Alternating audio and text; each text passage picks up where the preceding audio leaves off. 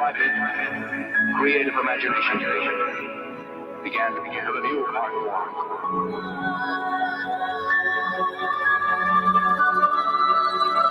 Makes me feel like a long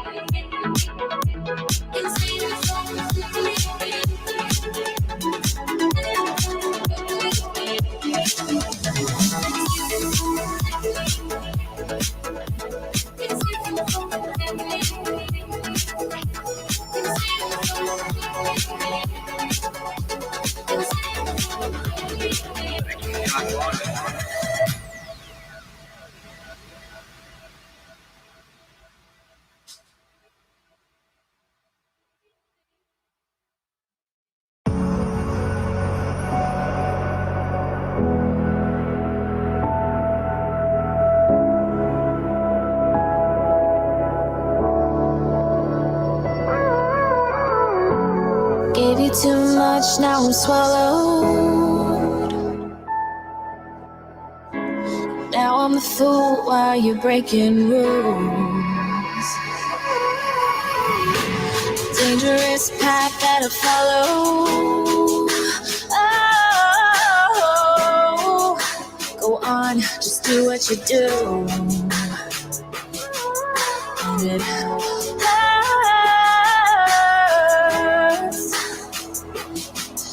as I bleed for you, cry for you, oh, oh. Let me bleed.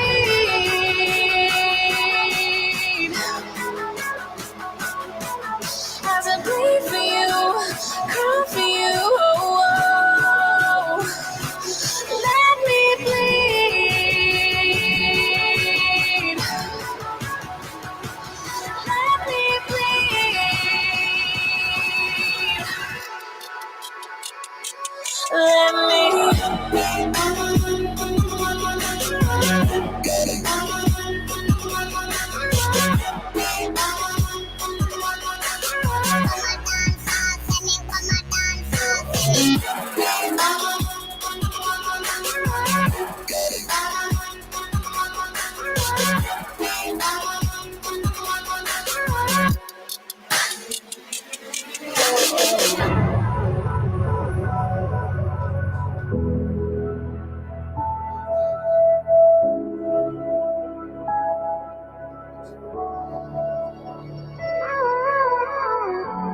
All of the pain seems to follow, like a shadow dark and cold to the touch. Am I insane not to let go? Oh, go on, just do what you do. And it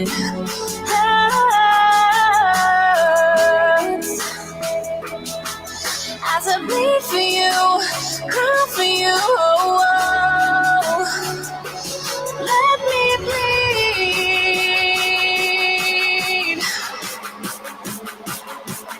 As I bleed for you, cry for you, oh, oh. Let me bleed. Let me bleed. Let me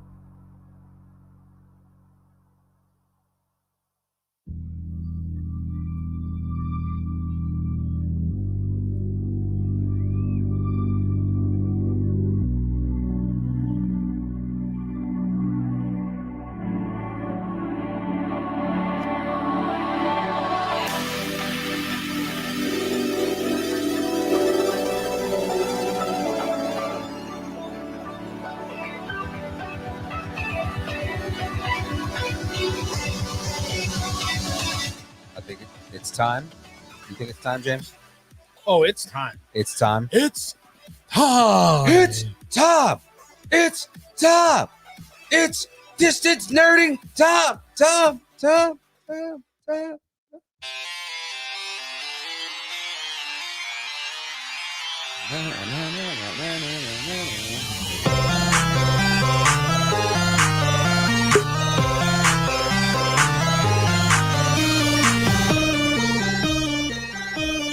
I'm obviously not ready. All good. Hanging out, having a good time. Nerding.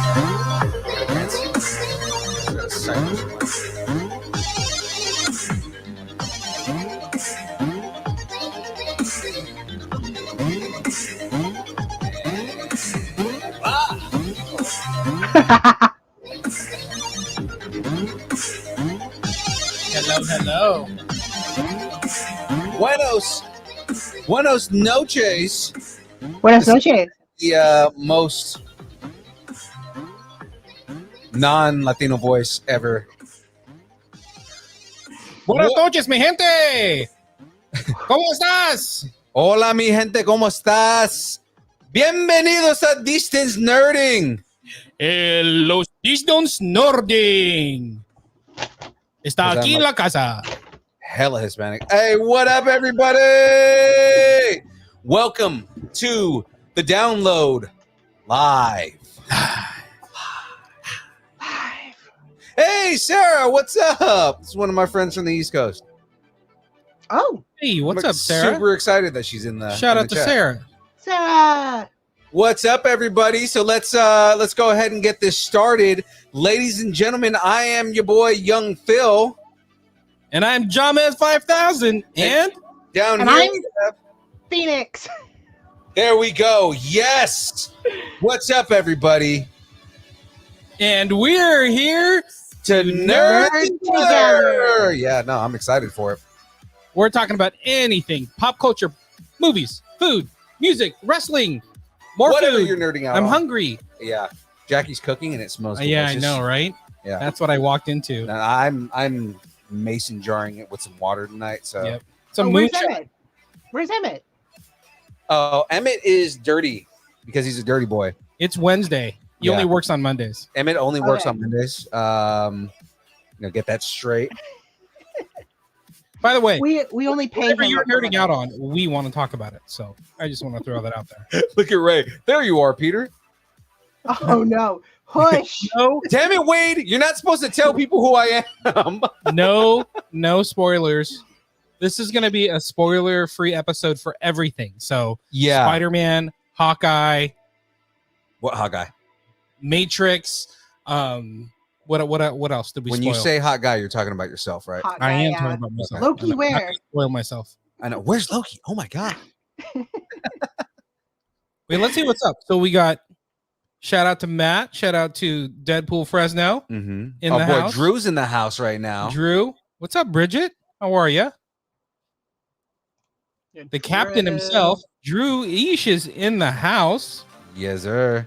It was great seeing Drew the other day. Of course, we got our boy Raider Ray in here. Raider Ray. Oh God, I can't wait to see what that cosplay ends up becoming. So I don't know if you saw that, Phoenix, but Ray wants to put together a fat guy, Hawkeye, like a fat Hawkeye cosplay That would be awesome. called Fat Guy. And we've been like talking about like, like putting like making trick arrows that have like hot dogs and stuff on them. Like a donut.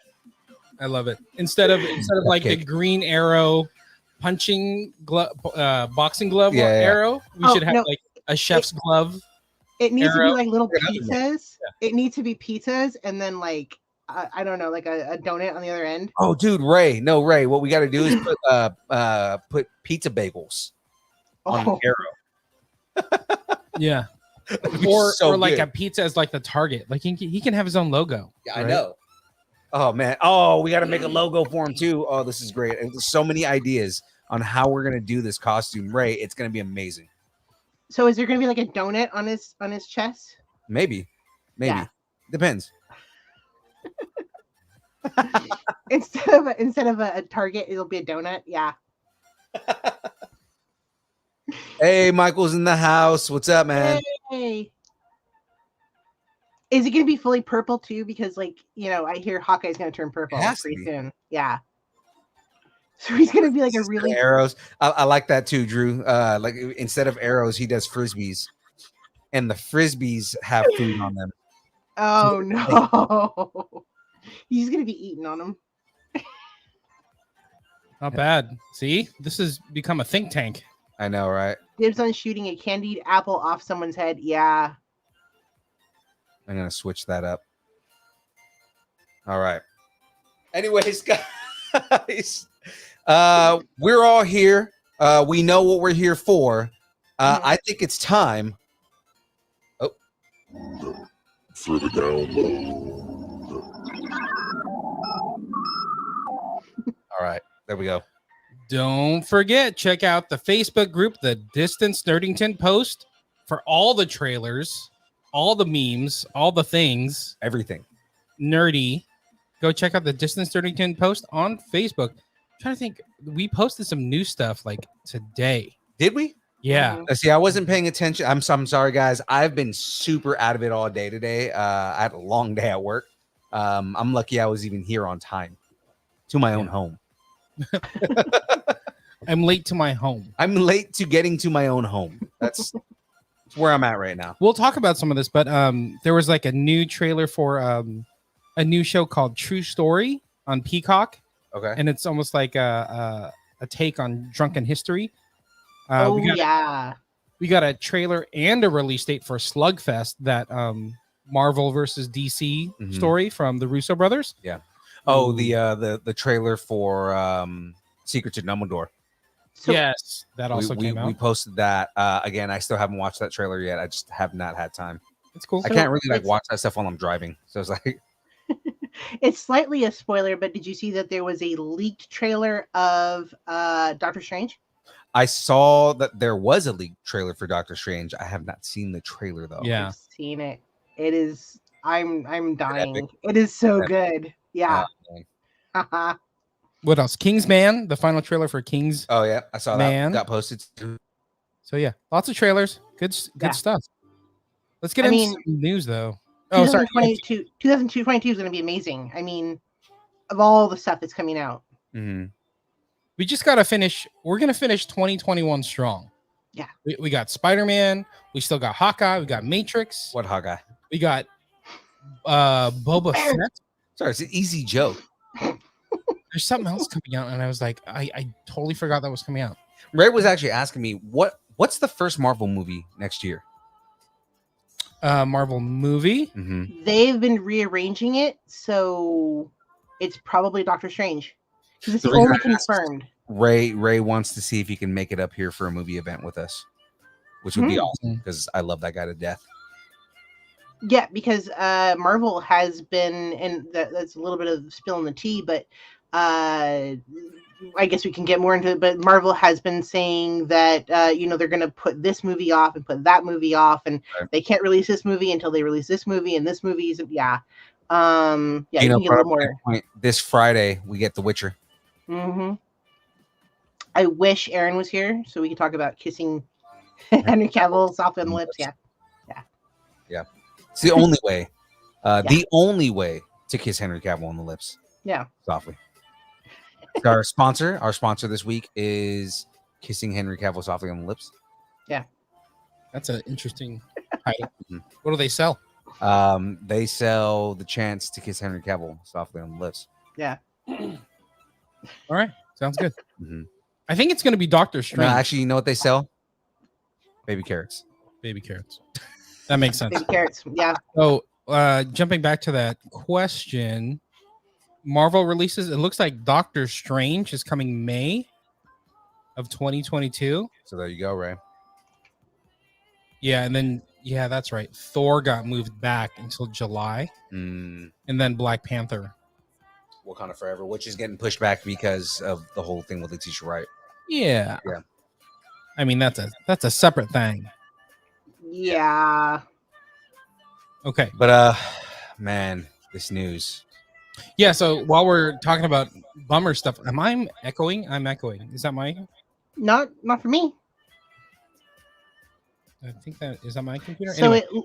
it looks like in order is going to be Doctor Strange, Thor, Wakanda Forever, Morbius, Spider-Man Across the Spider-Universe, and Okay. So far. All right. So let's get into some downer news. Let's get through that. So Anne Rice, popular author of, Interview with a Vampire, Interview right? with the Vampire. Just that whole series. Yeah. The whole Lestat series. Exactly. Yeah. Because what was the other one? Was Queen of the Damned was another book that was in that series. So she passed away. Yeah. I think it was late last week. Mm-hmm. She was 80 years old. Super sad. Because there's a brand new Interview with a Vampire series coming out, or show. It's on FX. Got the rights to it, so they're going to be doing like an entire series. Yeah. Going through, including the 2 movies that came out. They're retelling the entire story.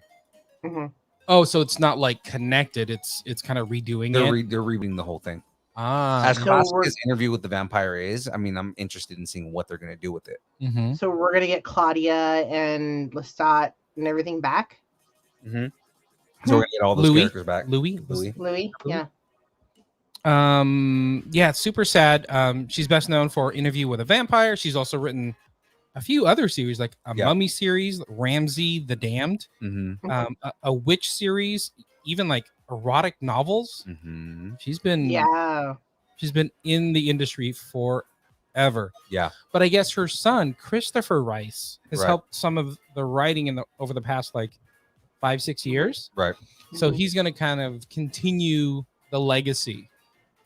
So he may pick up either Interview with a Vampire or some of these other series and continue writing. Right. I mean, because he probably understands the way his mother wrote and kind of like the characters and everything like that and kind of where their arcs go. Yeah. So, I mean, he's probably going to be informing on the series because that's what his mom was doing. She was informing on the series. Exactly. So I imagine that Christopher Rice is going to take up that mantle. Yeah, exactly. So I was going to say, he said in a statement right when his mom died that she had a chance to see the show come to life, or what it is now. Right. So, I mean, that's really nice. I mean, she was heavily involved in the pre-production process of that series. Yeah, so be kind of cool to see it. So rest in peace, Anne Rice. Moving on, we got some Disney news. Disney news is always good news. So we got a first concept look for an upcoming animated feature called Strange World, and I didn't even know what this was about. Right. Really?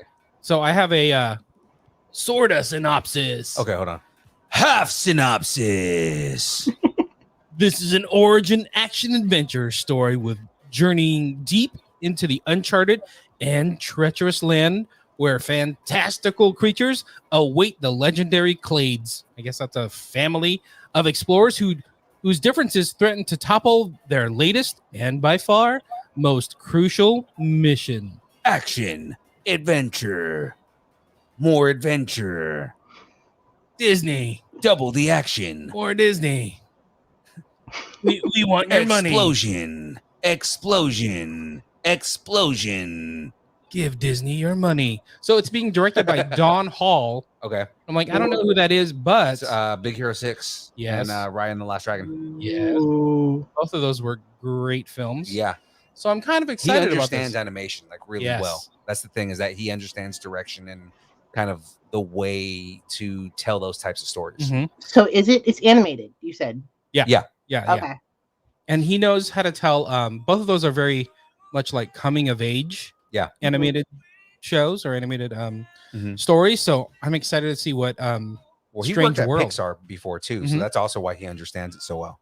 So I'm interested to see what he comes up with. So Strange World will journey into theaters November 2022. Awesome. We're less than a year away, and I'm like, this is the first I'm hearing about this movie.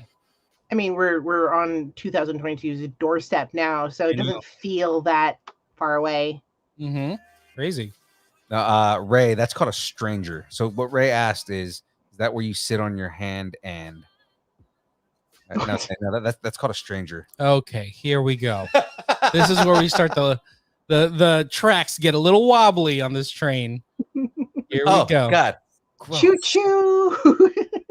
Choo choo.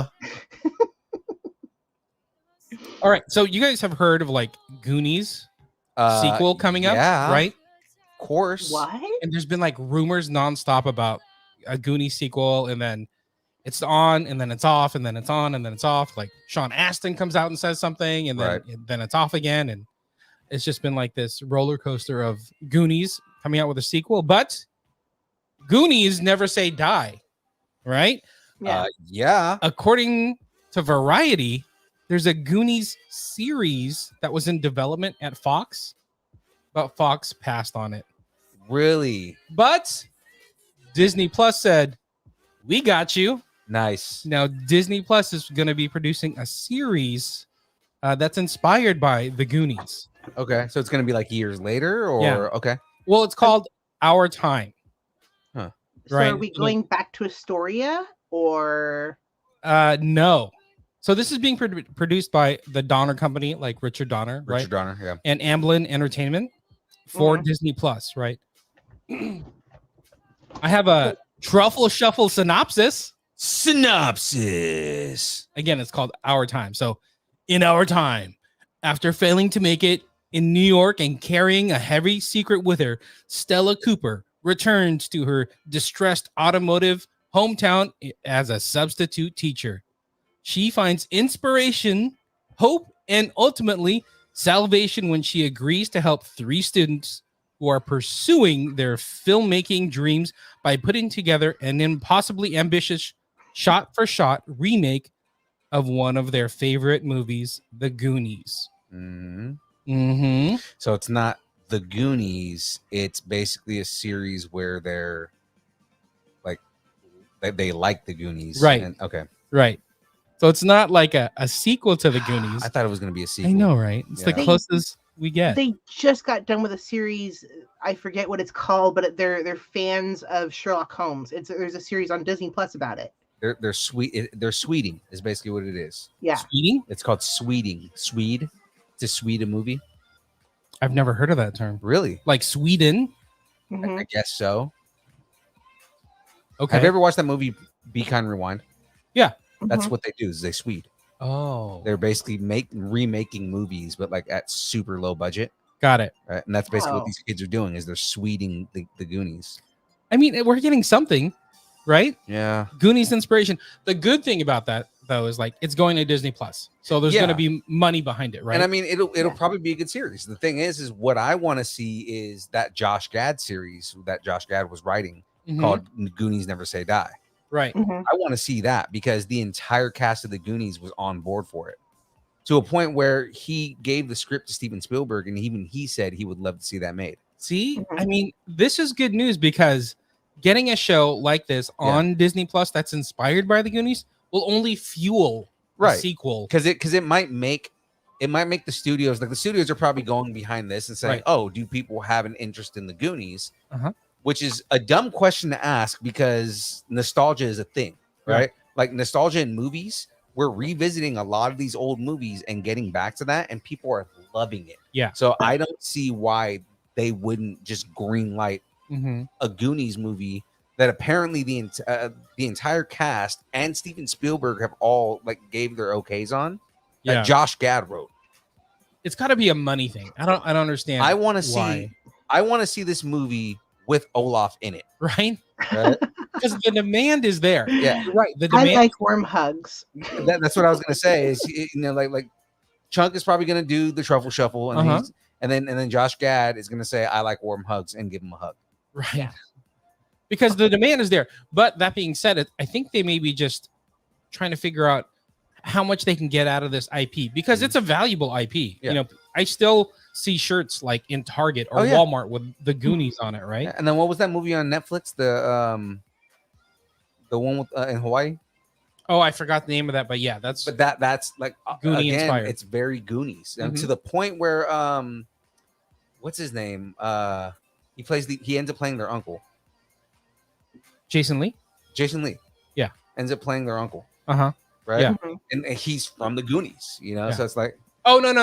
I know who you're talking Data. Data. Yeah, Yeah. exactly. Yeah. Brent Spinner. Yeah. I just That's not from Star Trek, but Data from Goonies. Yeah. Data Asian from Goonies. dude? Okay. The little Yeah. Asian dude. Anyway, Yeah. Okay. I got. Just a copper pot. exactly. Short Round from Indiana Jones. I was like, That's right. He was short round. Yeah. Yeah. Dude, that guy was hot for a minute, Yeah, right? he was. Goonies and Indiana Jones. Mhm. Good lord. Okie dokie, Dr. Yeah. Jones. So no date yet. When our time will be setting booty traps. You mean booby traps? That's what I said. Booby traps. booty Jeez, trap. these guys. No date when our time will be on Disney Plus. Okay. Our Time is an online dating website for seniors. I guess. Okay. Good times. Yeah. I was like, I guess. People don't Google that. Anyway. All right, young Phil, you got to put your jazz hands away. Put them away. Drew East thinks that they'll just be sitting there, watch the Goonies over and making comments. There's a series like that already, but in fact, I love that series. Which is Mystery Science Theater. So there'll be Mystery Science Theater. Yeah. Ray said bougie traps, and I'm saying Bird's not in here right now. Yeah. Yeah. No bougies. No bougie traps. All right, moving on. I'm a little sad about this news. I know, right? Mm-hmm. So it looks like Space Jazz wasn't cool enough for Netflix. Netflix announced earlier that Cowboy Bebop was canceled after the first season. Which ended on a cliffhanger. It ended on a cliffhanger, and that sucks. See, okay, and I've been talking with people about this all week, right? Actually, we talked about it on the live stream when I was gaming the other night. The issue that happened with this was Netflix didn't get the metrics they wanted out of the show. A lot of the reviews were basically mixed. They were all saying like they thought it was a very good adaptation of the source material, but a lot of people didn't like what they added to it as well. So like there were like different elements that they added to it and new characters and stuff like that to try and, for lack of a better expression, jazz it up. But it didn't need jazzing. They could have just done it with the original source and people would have been happy. Right. Mm-hmm. It seemed like they were trying to create a wider audience, not just the anime fans, but the people that would, go, whoops, what's this? But what it is a lot of the problems with these remakes and things like this is that in order to get a wider audience, they alienate the original audience. And that's where you get a lot of these fanboys that get pissed online, is because you change things so much to a point where now the people who are asking for this don't want it. And when you alienate that crowd, you're not going to get good results. Right. I get it. You're trying to widen the audience for more people. Mm-hmm. Right. But like you take a series like this where they add elements to it, versus something like The Witcher, where they adapted the source material like exactly, but they adapted the books, not the game. So that's where like the people who are into the games are a little pissed, but the people who read the books, who are the majority of the people who are watching this series, completely love it. And it also helps that Henry Cavill is a complete fanboy. So I mean, everything he does is like, well, Witcher wouldn't do that, you know, like Geralt from Rivia would not do that. Like he's really big on that kind of stuff. But I mean, like, yeah, like it's the you walk a fine balance of this. Of we want to grow the audience, but the thing is that where you should be focusing on growing the audience is bringing in people who otherwise wouldn't have watched that series, right? With adaptions, though, you're never gonna win, right? Like, there's always going to be. It's dangerous, yeah. But like I said, like The Witcher is a great example of. We adapted the source material the way it is, and people love it, and they grow the audience like crazy because all the reviews are good, right? Oh, it's really good. It follows the books, all these other things, right? So same thing with what is it? Something in Bones. Something in Bones? Yeah. Shadow and Bone? Shadow and Bone. Okay. Right? Shadow and Bone is another one that adapted the source material really well, and that grew the audience, because when you adapt the source material well, then you grow that bigger audience, right? With Cowboy Bebop, they deviated from the source material enough to where it pissed off the fanboys and didn't hook in a new audience. It's not going to hook in a new audience because the fanboys are complaining so damn much. When you have fanboys that complain as much as they do, I think there's something else to it too, because it's being derived from a visual medium. Yeah, like it's an anime. I get that. So it's hard to just make an anime live action and do it shot for shot. It's like, what's the point? Like, think about how doing shot for shot. It's taking the story. Think about how like Disney in their live action movies, like they weren't received very well, even though some of them are really good. They just weren't received well. Yeah, the whole thing is taking the story. Yeah, is when you put elements in there and you change the story, then that's where you piss people off, right? It's you don't have to make it a shot for shot remake of the anime, but take the entire story and retell that story in a different medium. Yeah, you know, that's why, like, well, if you read books like a Star Wars book, for example, right? A lot of times those work really well. Right, now, that's a different kind of thing, because when you're going from a movie to a book, you're getting more out of it, because you can get like inner monologue and stuff like that. But I mean, when you're going from something like a manga to an anime to a live action, right? Like, if you have to take your time more to tell the story correctly, then do that. Yeah, maybe that's it. Maybe they just tried to shove a little bit too much into. I don't know how many episodes this was, but it could have been just too short and too much jammed into it. The thing is, what people loved about it, like where people excelled on there, were the main characters, because they were exactly who they were in the anime. You know? The other thing is, what I like too is, instead of trying to retell the story, why not just add to it? Yeah. In general, like, make it a new adventure that happens after the anime. Sort of like how, Phoenix, sort of like how He-Man did that. Yeah.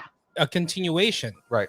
Sorry. I know there were some complaints about them changing up the look of some of the characters and, like, you know, casting of different looks, and it got a little racist, and I was like, But other than that, I didn't hear a whole lot of complaints. Yeah, I mean, for the main cast, most people were happy with the main cast because they looked and acted exactly the way they did in the anime. And it could be this niche piece of like anime. They're trying to make it mainstream. It didn't quite work, but it also pissed off, all the anime fans. They tried that with all the anime that they do. Like, they did Full Metal Alchemist. It was terrible. Exactly. They did Death Note. It was terrible. Like Ghost in the Shell. Well, but that wasn't Netflix though. Right, but I'm talking like Netflix has done these adaptations and they haven't learned anything from when they do it. The only one they've done good is Inuyasha, and I mean, like, they also told that story over the course of like 7 movies. Yeah. So speaking of Netflix, I mean, this is going to get real interesting, because I feel like they put a lot of chips on the table for Cowboy Bebop, But Netflix is set to bring, let's see, One Piece, Avatar: The Last Airbender.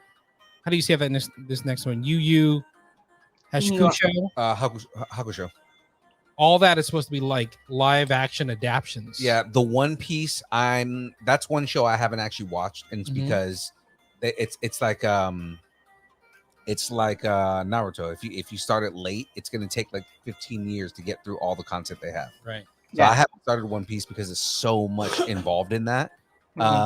Avatar, I'm on the fence with that because at first I was really excited, but the creators walked away because they said that it was that Netflix was going in a different direction, and that scares me when it comes to this because they've already messed up Avatar once. Yeah. Well, that was I mean, right? Yeah. I guess this time they were trying to stay more faithful to the material. And I know a lot of people were upset that they had like almost no actual Asian characters, which and that they keep coming back to that. And I'm they didn't have any Asian actors actors that mattered in the original movie because you kind of encounter the Earth Kingdom, but you don't and they're Asian, but you don't actually you don't meet Toph, right? So because you don't meet Toph, you don't have a main character that's actually Asian, right? Now the other problems being that the way that they portrayed the characters, and M. Night Shyamalan, I get what he did with what he did. He wanted to have 4 distinct separate races in there, but even then, you had Native American actors that played the Water Tribe, except for the 2 main characters were white kids. Yeah, so it's just kind of I do like that they are saying that they're gonna with this show it is gonna be Asian inspired, and they actually have Asian actors that are playing all the main characters. But again, the fact that the showrunners left because of creative differences scares me about where this show is going. Because if they left because of creative differences and they created the show, I'm almost afraid of what Netflix is doing. Is this the first time we've seen Netflix kind of stumble? No. Yeah. When it comes to anime adaptations, they have not made one hit. But it feels like they do so many different shows. They just we're gonna try it. We're gonna throw money on something and see what happens. We're gonna trust in the fan base, and we'll see what happens. But it feels like they're not really doing well on this anime adaptation. They haven't. They have not done any good anime adaptations. I feel like they haven't really tried. Like a lot of the Asian influence that you see on their shows are like Korean stuff that you're sort of like, I guess I'll watch it. It looks interesting, but it's not high budget. Like that's the thing. Really, that's different. It's different in that because they do a lot of here's a Korean show. Let's bring this over, right? Squid Game is a great example of a Korean show they brought over to Netflix, right? But taking anime and then trying to make a live action adaptation of it, they have not made anything, and that's a hard thing to do in the first place because anime has really deep just story origins, right? And no matter what show that you're looking at, right, it has really deep story origins, right? I'm the worst example, and it's a movie that I shouldn't even say the name, was Dragon Ball, because that movie was the worst in existence. Oh yeah. Yeah, that was painful. It's so bad. Very painful. So you're not on board with these live action remakes?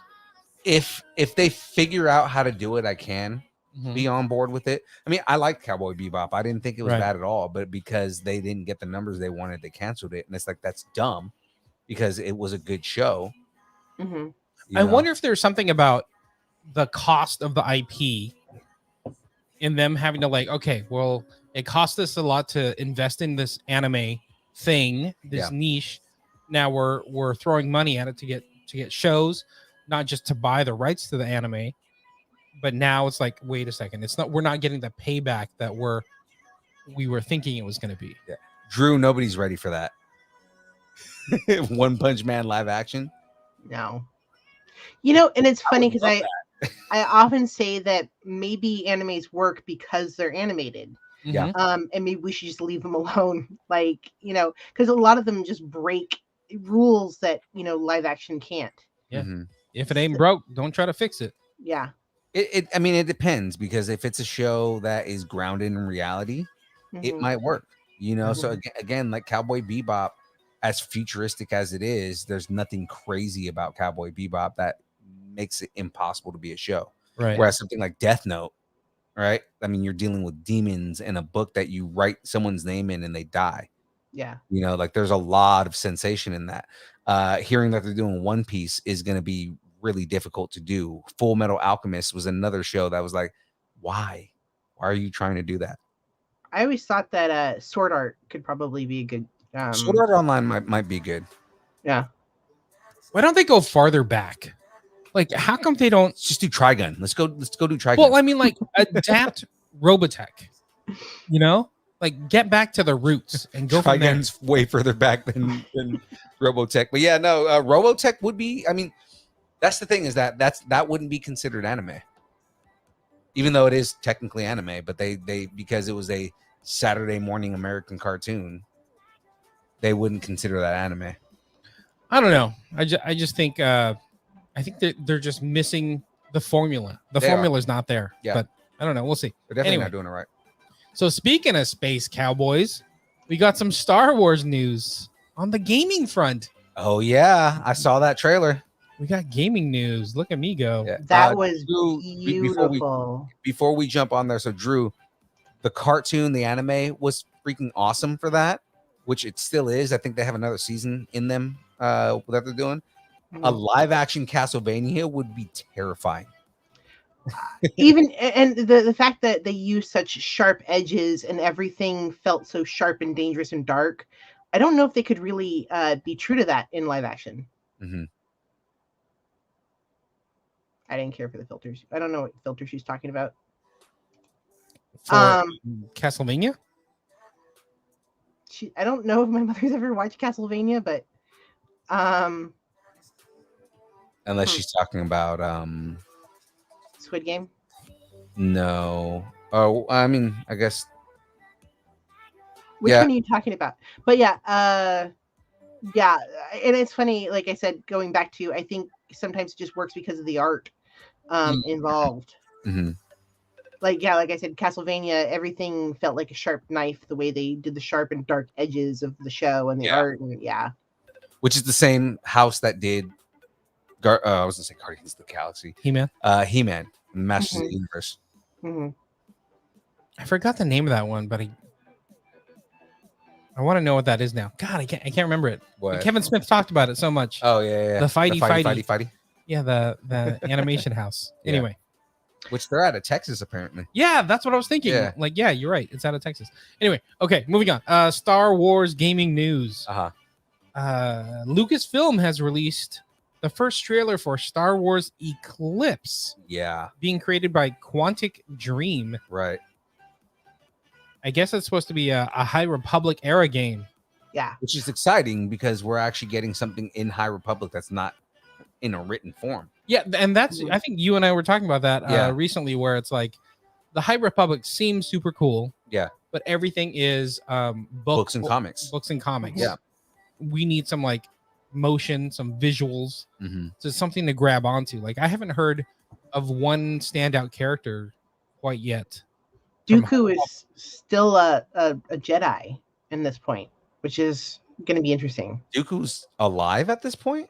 I guess that's what people were saying. Years before the I think it's 200 years. Is it 200 years? Yeah. I thought it was 800 Is it? years. Someone was saying Dooku's going to be in it, but I was like, what? Yoda's in it. Yoda. But does Yoda have hair? He's got like a full like he's got like a full-on mane. Yeah, right. People are pointing things out to me, and I was like, I didn't see that part. But yeah, I thought that was a movie trailer up until that girl came out and she was animated. I was like, oh, okay, it's a game. Yeah. So Eclipse looks great.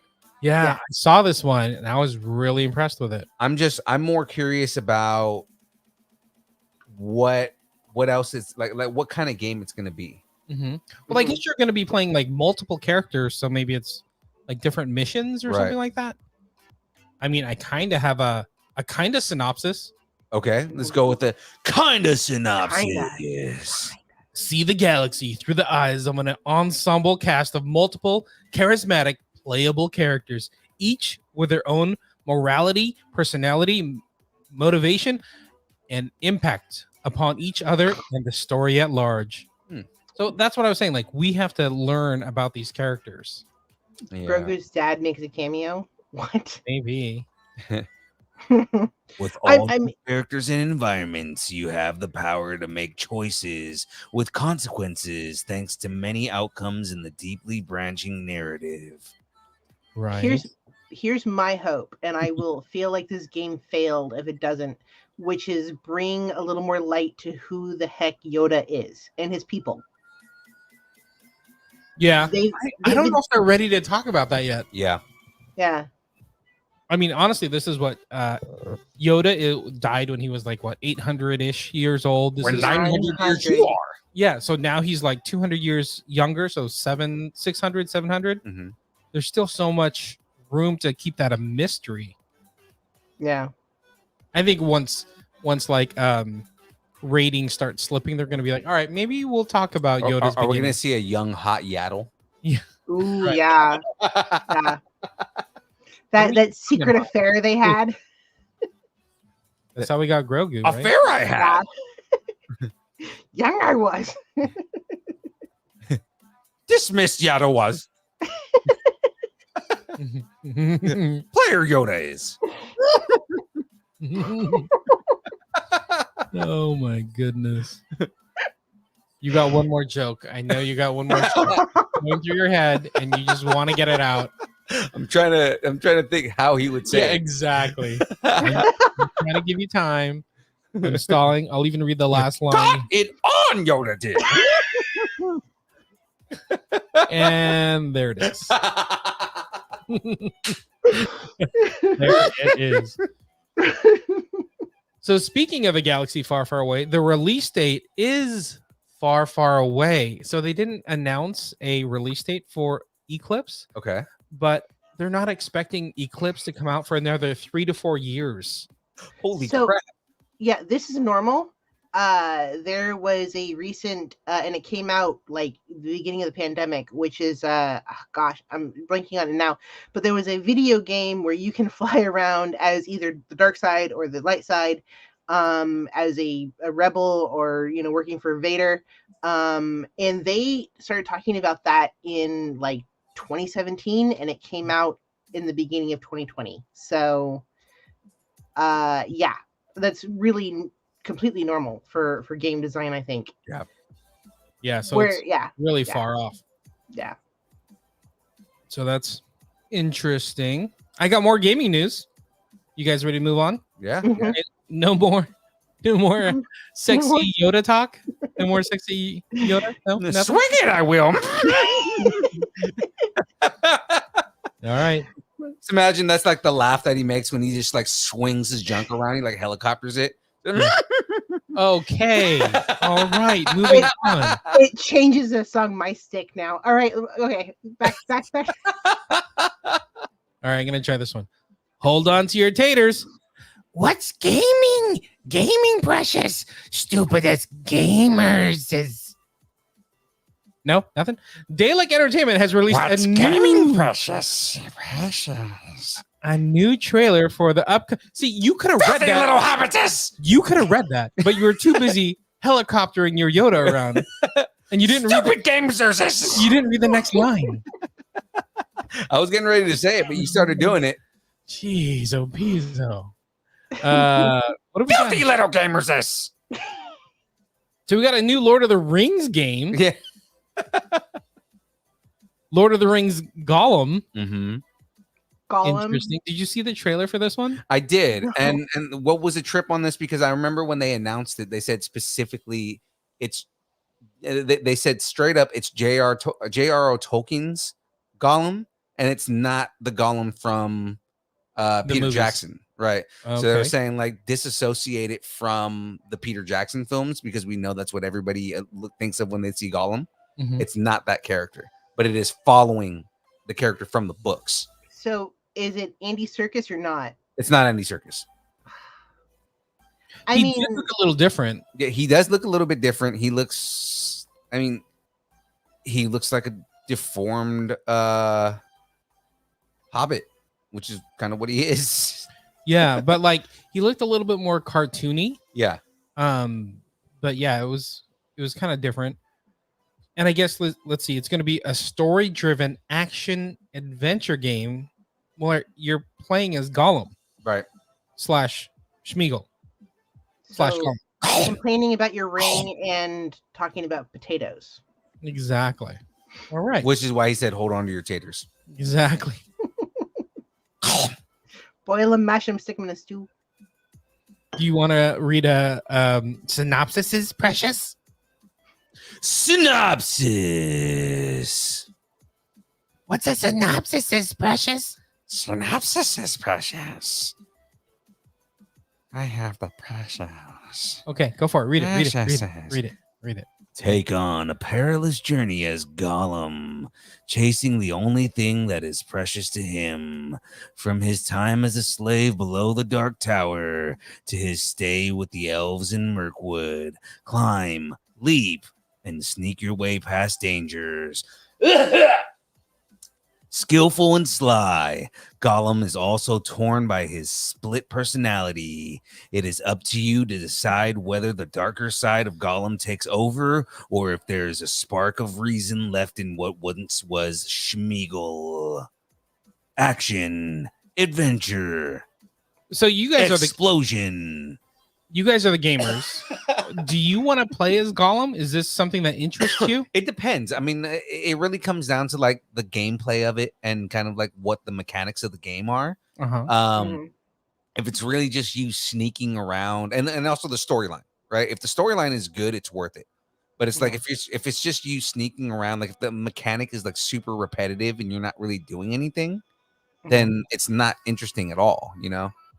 I feel like it takes on shades of Elder Scrolls and Skyrim when you can choose what side, whether you're going to go good or bad. That's just me, though. But I mean, if you're playing Schmeagol, it's kind of like the storyline can really only go one way. You're doomed. Yeah. Yeah.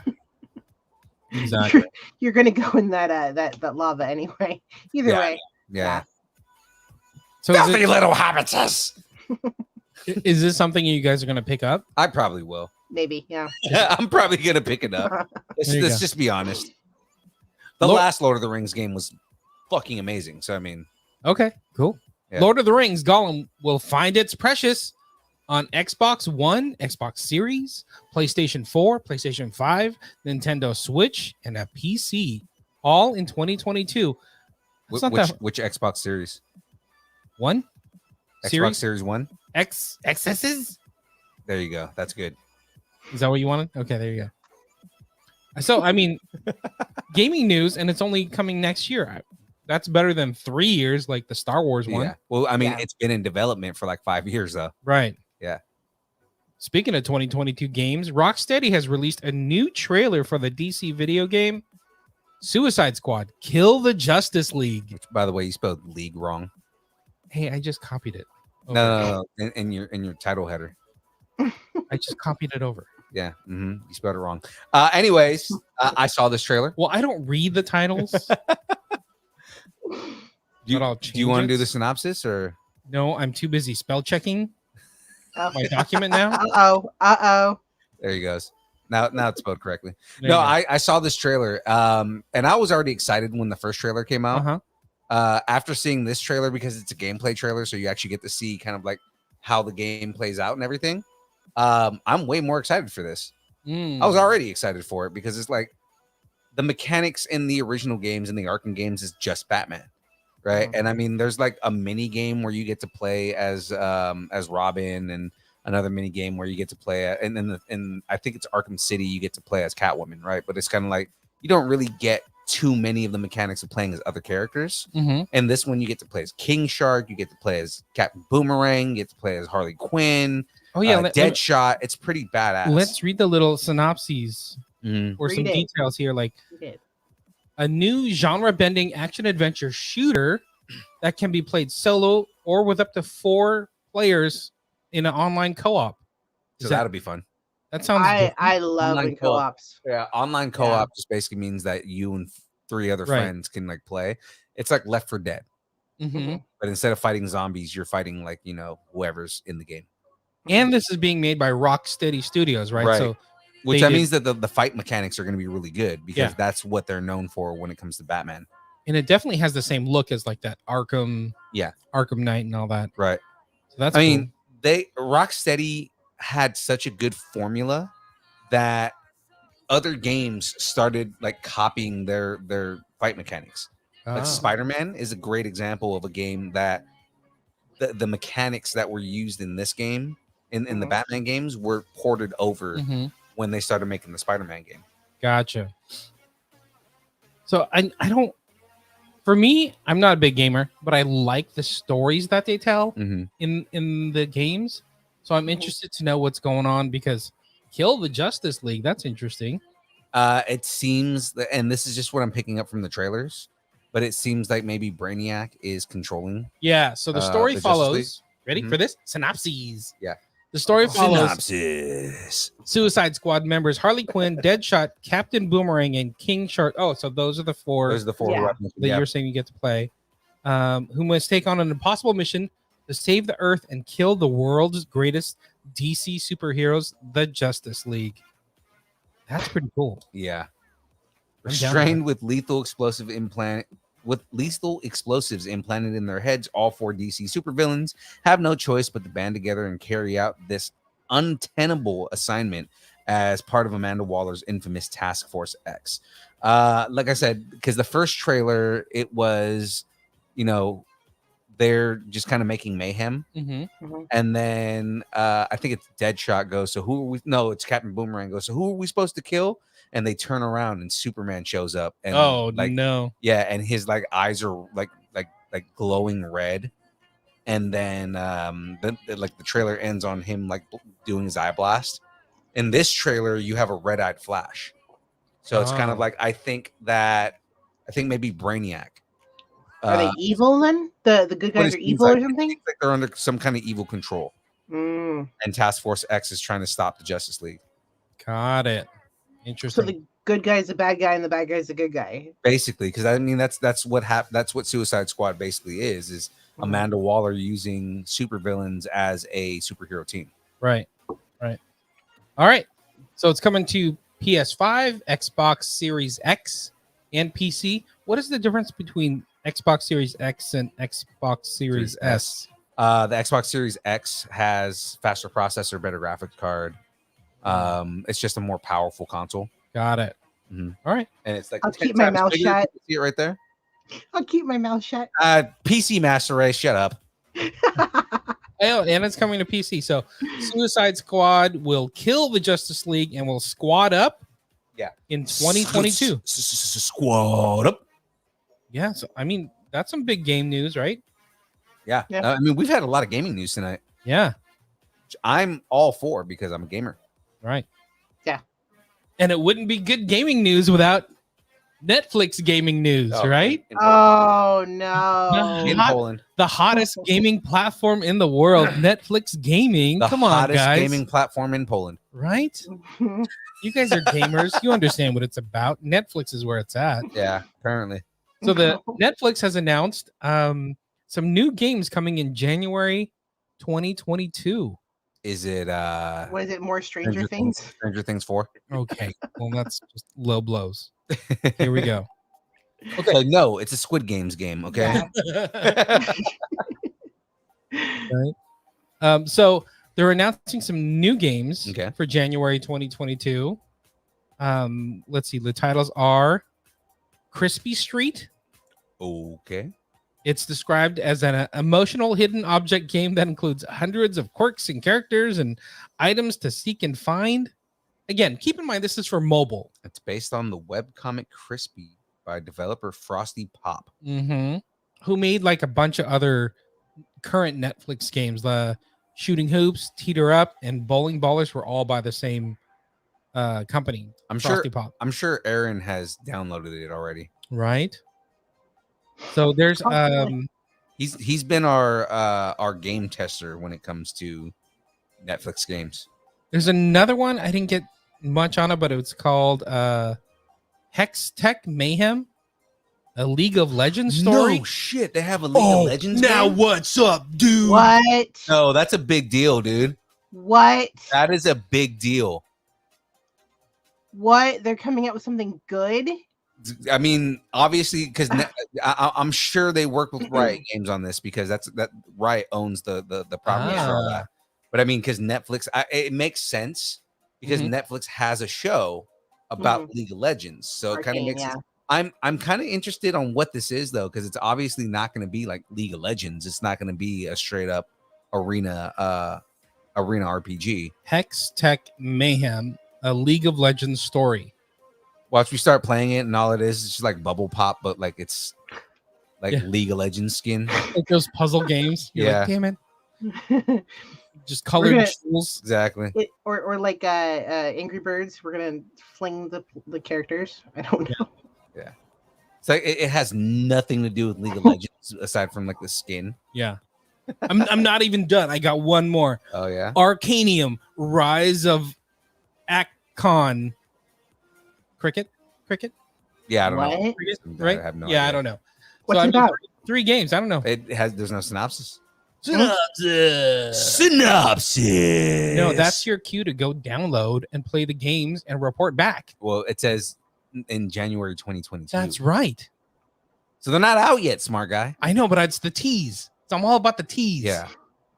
You're teasing with your Yoda helicopter. I'm teasing with my games I don't know about. Right? Like if you notice, it's like the sound that I make is like Yoda, but more excited. You know, because like normally when he laughs, it's right, and then he flies away. Oh no! With his helicopter. Just gonna let it go. Grogu, I made. I'm just gonna take my drink and let you guys keep going. Yaddle. Are you where? Helicopter. See. My sandwich you have made. Okay, ready? No. Ready? You know it's stronger. Juice you want? I didn't even hear what you said. Want some juice? Hey, you know what's stronger than gaming news? Uh-oh. Netflix news? Oh no, wait! I know where he's going. I'm not gonna do it. You do it. Not family. It's not family. Pushing back release dates is stronger than family. And then family. And then family. Oh, no. So the 10th installment of Fast and the Furious, and I thought they already had 10, but I guess I was wrong. No, it was Fast 9 was the last one. I feel they like call they it have Fast 9? 15 by now. Yeah. So Well, this franchise is going to have 72 movies. We Yeah. already know where it's going and all Yeah. this. I mean, you know, they're only not even like a tenth of the way there.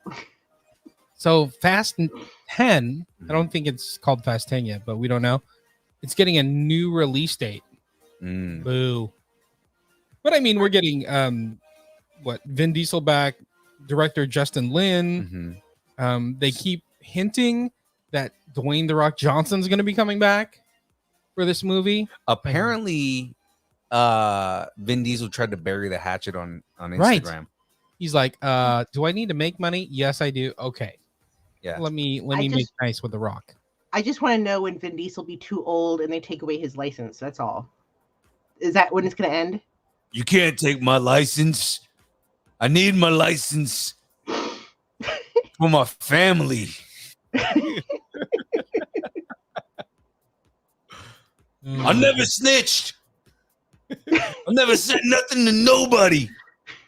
Is John Cena coming back? Did John Cena make it out of Fast 9? Isn't John Cena his brother? Yeah. Dude, I haven't watched the Fast and the Furious movie since the 5th movie. Watch for the second movie. That's it. Since- Too fast, too furious. Which one was Tokyo Drift? No, man. I haven't watched Fast and the Furious since it was Hervey the Love Bug. I haven't watched Fast and the Furious because it's not the kind of movie I watch without my family. Because it's not PG. It's not a family movie. Exactly. It's not family friendly. Okay, the movie was supposed to come out. I'm waiting for him to just say "I am Groot" in the middle of like a. I know. He has to. Like somebody should say that. Somebody's gonna be like, "Dom, aren't we family? We are Groot." Like somebody should be like, Dom, say I am Groot, and he's like, nah, just walk away. We are Groot. Yeah, something. Anyway, the movie is supposed to be released April 7th, 2023. Now it will drive into theaters May 19th, 2023. So that's what, like a month later. Yeah. 6 weeks. About 6 weeks. All right. Okay. Whatever. No big deal. Mm-hmm. We can wait for the Fast and the Furious. Yeah. Especially if The Rock comes back. Yeah, absolutely. He's busy in a jungle right now. Doing jungle things. There's rumors there's gonna be a second one. Oh, Jungle Cruise? Yeah. Yeah. Oh yeah, they were just waiting to announce that one. Yeah. As soon as that one hit, like, sure, more Rock. Done. Yeah. Okay. Next one. Oh, we kind of touched on this one. We got our first look at Mads Mikkelsen as Grindelwald in the new Fantastic Beasts: The Secrets of Dumbledore. So many syllables when it comes to Harry Potter. I am titles. like half upset with this because of the way that they've treated Johnny Depp when it comes to this whole thing. I was gonna say, what is he in it or not anymore? No, he's not. He's done. They no, thank you. The whole thing is with this whole series, they've made it clear that Grindelwald can change his form and he changes the way he looks. Because even in the first movie, it was Colin Farrell right turning into Johnny Depp. Johnny Depp was all through the second movie. Now they're going to have Mads Mikkelsen do that. And that's probably how they'll explain it. Yeah. Is that he just like changes his form or something like that, you know? So he's a Time Lord, basically. I guess. I mean, is he the Doctor? That's the question. Yeah, right? I don't like the way that they've treated Johnny Depp when it comes to this whole thing. Like, it's just like, oh, we're going to, I mean, like this whole situation between him and Amber Heard. So you're talking about the production company, the movie company, Warner not Brothers. not the actual film. No. I'm saying Warner Brothers. Like Warner Brothers. Like I almost halfway don't want to watch this movie as like a protest. Yeah. Because it's like Amber Heard has like it's come out to show that like Amber Heard is the problem in the relationship, that she was the abusive one. Yet somehow Johnny Depp is the one that gets his career ruined, and Amber Heard, they refuse to take her out of the movies that she was in. Yeah. It's almost like for being the villain, she gets rewarded. Yeah. And Johnny Depp gets like taken down. It's kind of messed up. Yeah, I see what you're saying. I just feel like at the time when things were still he said, she said, and for the most part, it's still he said, she said, even though we know it's more what he said. Well, she got turned over by her assistant, and there's a recording that came out of her saying, "Ha ha, I got one over on him, even though I did this and this and this." Yeah, and her assistant turned it over. Yeah, but the point is, like, you got to do what you got to do. Yeah, it's the movie, and the story is bigger than just the one actor. No, but the other thing is, like, it's also like there have been like massive protests of people, like, you know, saying like they will boycott this movie if they take Johnny Depp out, and they did. Yeah. Now, yeah, but nothing again, against Mads Mikkelsen, because Mads Mikkelsen is a great actor. That was still when things were he said, she said. Well, they got to do. Current. They got to do what they got to do to distance. But they themselves. shot it over a year ago, back when before all this stuff came out. So it's like I'm very, very torn. Back when, you know, he was still the villain in all this, and he was labeled as an abuser, and then after they shot the movie, it comes out that she's the one that, you know, did all this stuff. Right. But at the same time, I as much as I love Jason Momoa, you know, she's being kept in his movie, and I'm definitely not watching that one. Well, I think it sucks, right? Yeah. It is what it is. I'm not worried about Johnny Depp. You know, especially being the right side of this argument. Mm-hmm. He'll be fine. Yeah, he'll come back out on top. You know, Yeah. he'll be fine. In fact, They're gonna do another Pirates of the Caribbean. He'll be fine. he was at the Cannes Festival, I guess, and they gave him a standing ovation. So he is coming back. Yeah. That being said, what'd you think about this trailer and Mads Mikkelsen? So I haven't watched it yet. Oh, Not because I don't want to watch it. I just haven't had a chance. Phoenix, have you seen it? I know I saw it come up, and I haven't been able to watch it yet, which I know is shame because I'm a huge Harry Potter fan. Mm-hmm. But yeah, I'm excited about it. What I've heard so far. Mm-hmm. Honestly, I watched it. It looked good, and I was totally okay with him as Grindelwald. Mm-hmm. Like it's another. He's a good actor, and he can play like diabolical. You know, especially opposite what's his name, Jude Law. Yeah, like dude, this is gonna be good. Yeah, I'm down with it. And what's his name, Ezra Miller, looked really good as well. I'm kind of all in. I'm just wondering, is Grindelwald gonna cry blood in this movie? I'm okay with that. Let him cry blood. Maybe. You got that reference, right? I hope he cries Amber Heard's blood. You know what I mean? Like, whatever. You understood that reference, right? No, but I'm cool. His villain in James Bond would weep blood. Oh, look at you crossing over.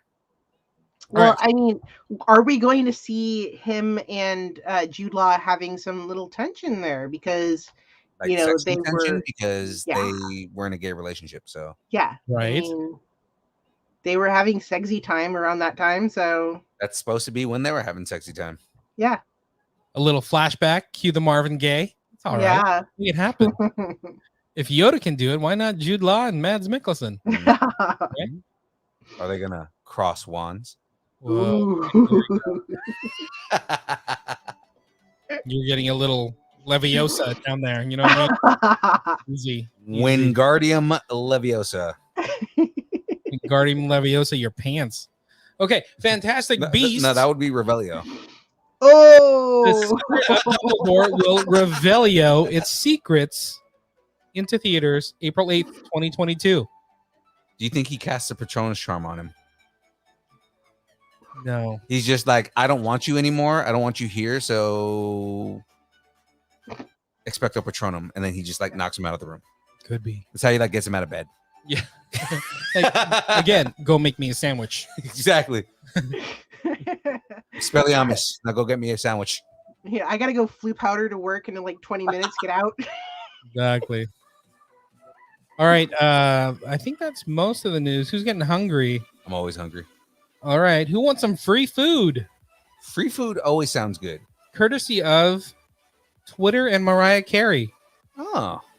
So I guess thanks to Mariah Carey, we're getting free Big Macs. Oh, nice. I'm down with that. Thanks, Mariah Carey. Yeah. As long as I don't have to hear that her song. That song. Yeah, she defrosted and she's singing. Okay. I love her.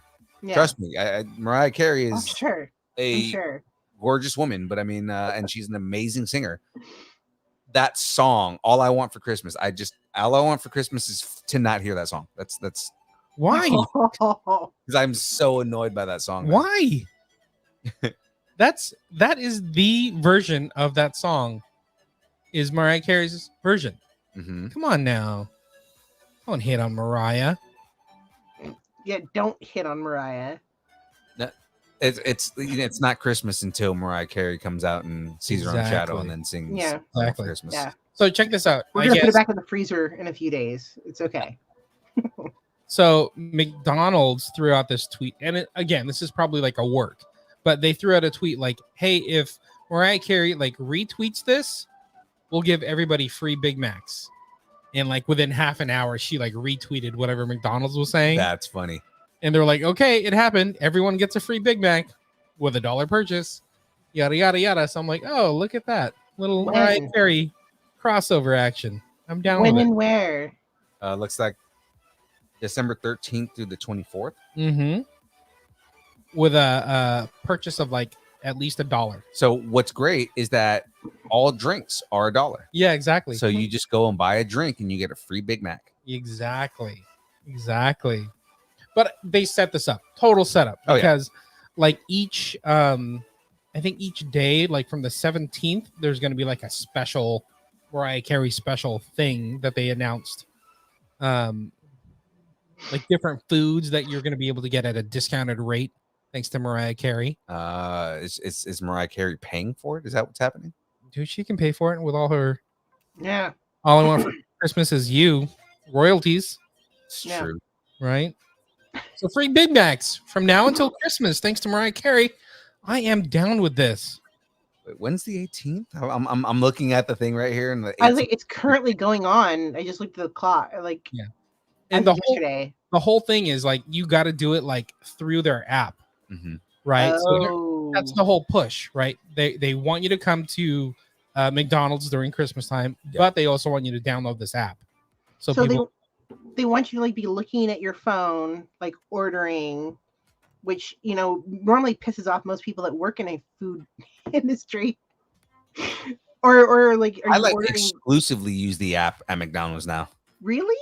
no yeah. drive through. I will go and pull up to that little curbside area that they have, put in the app, and they just walk it out to me.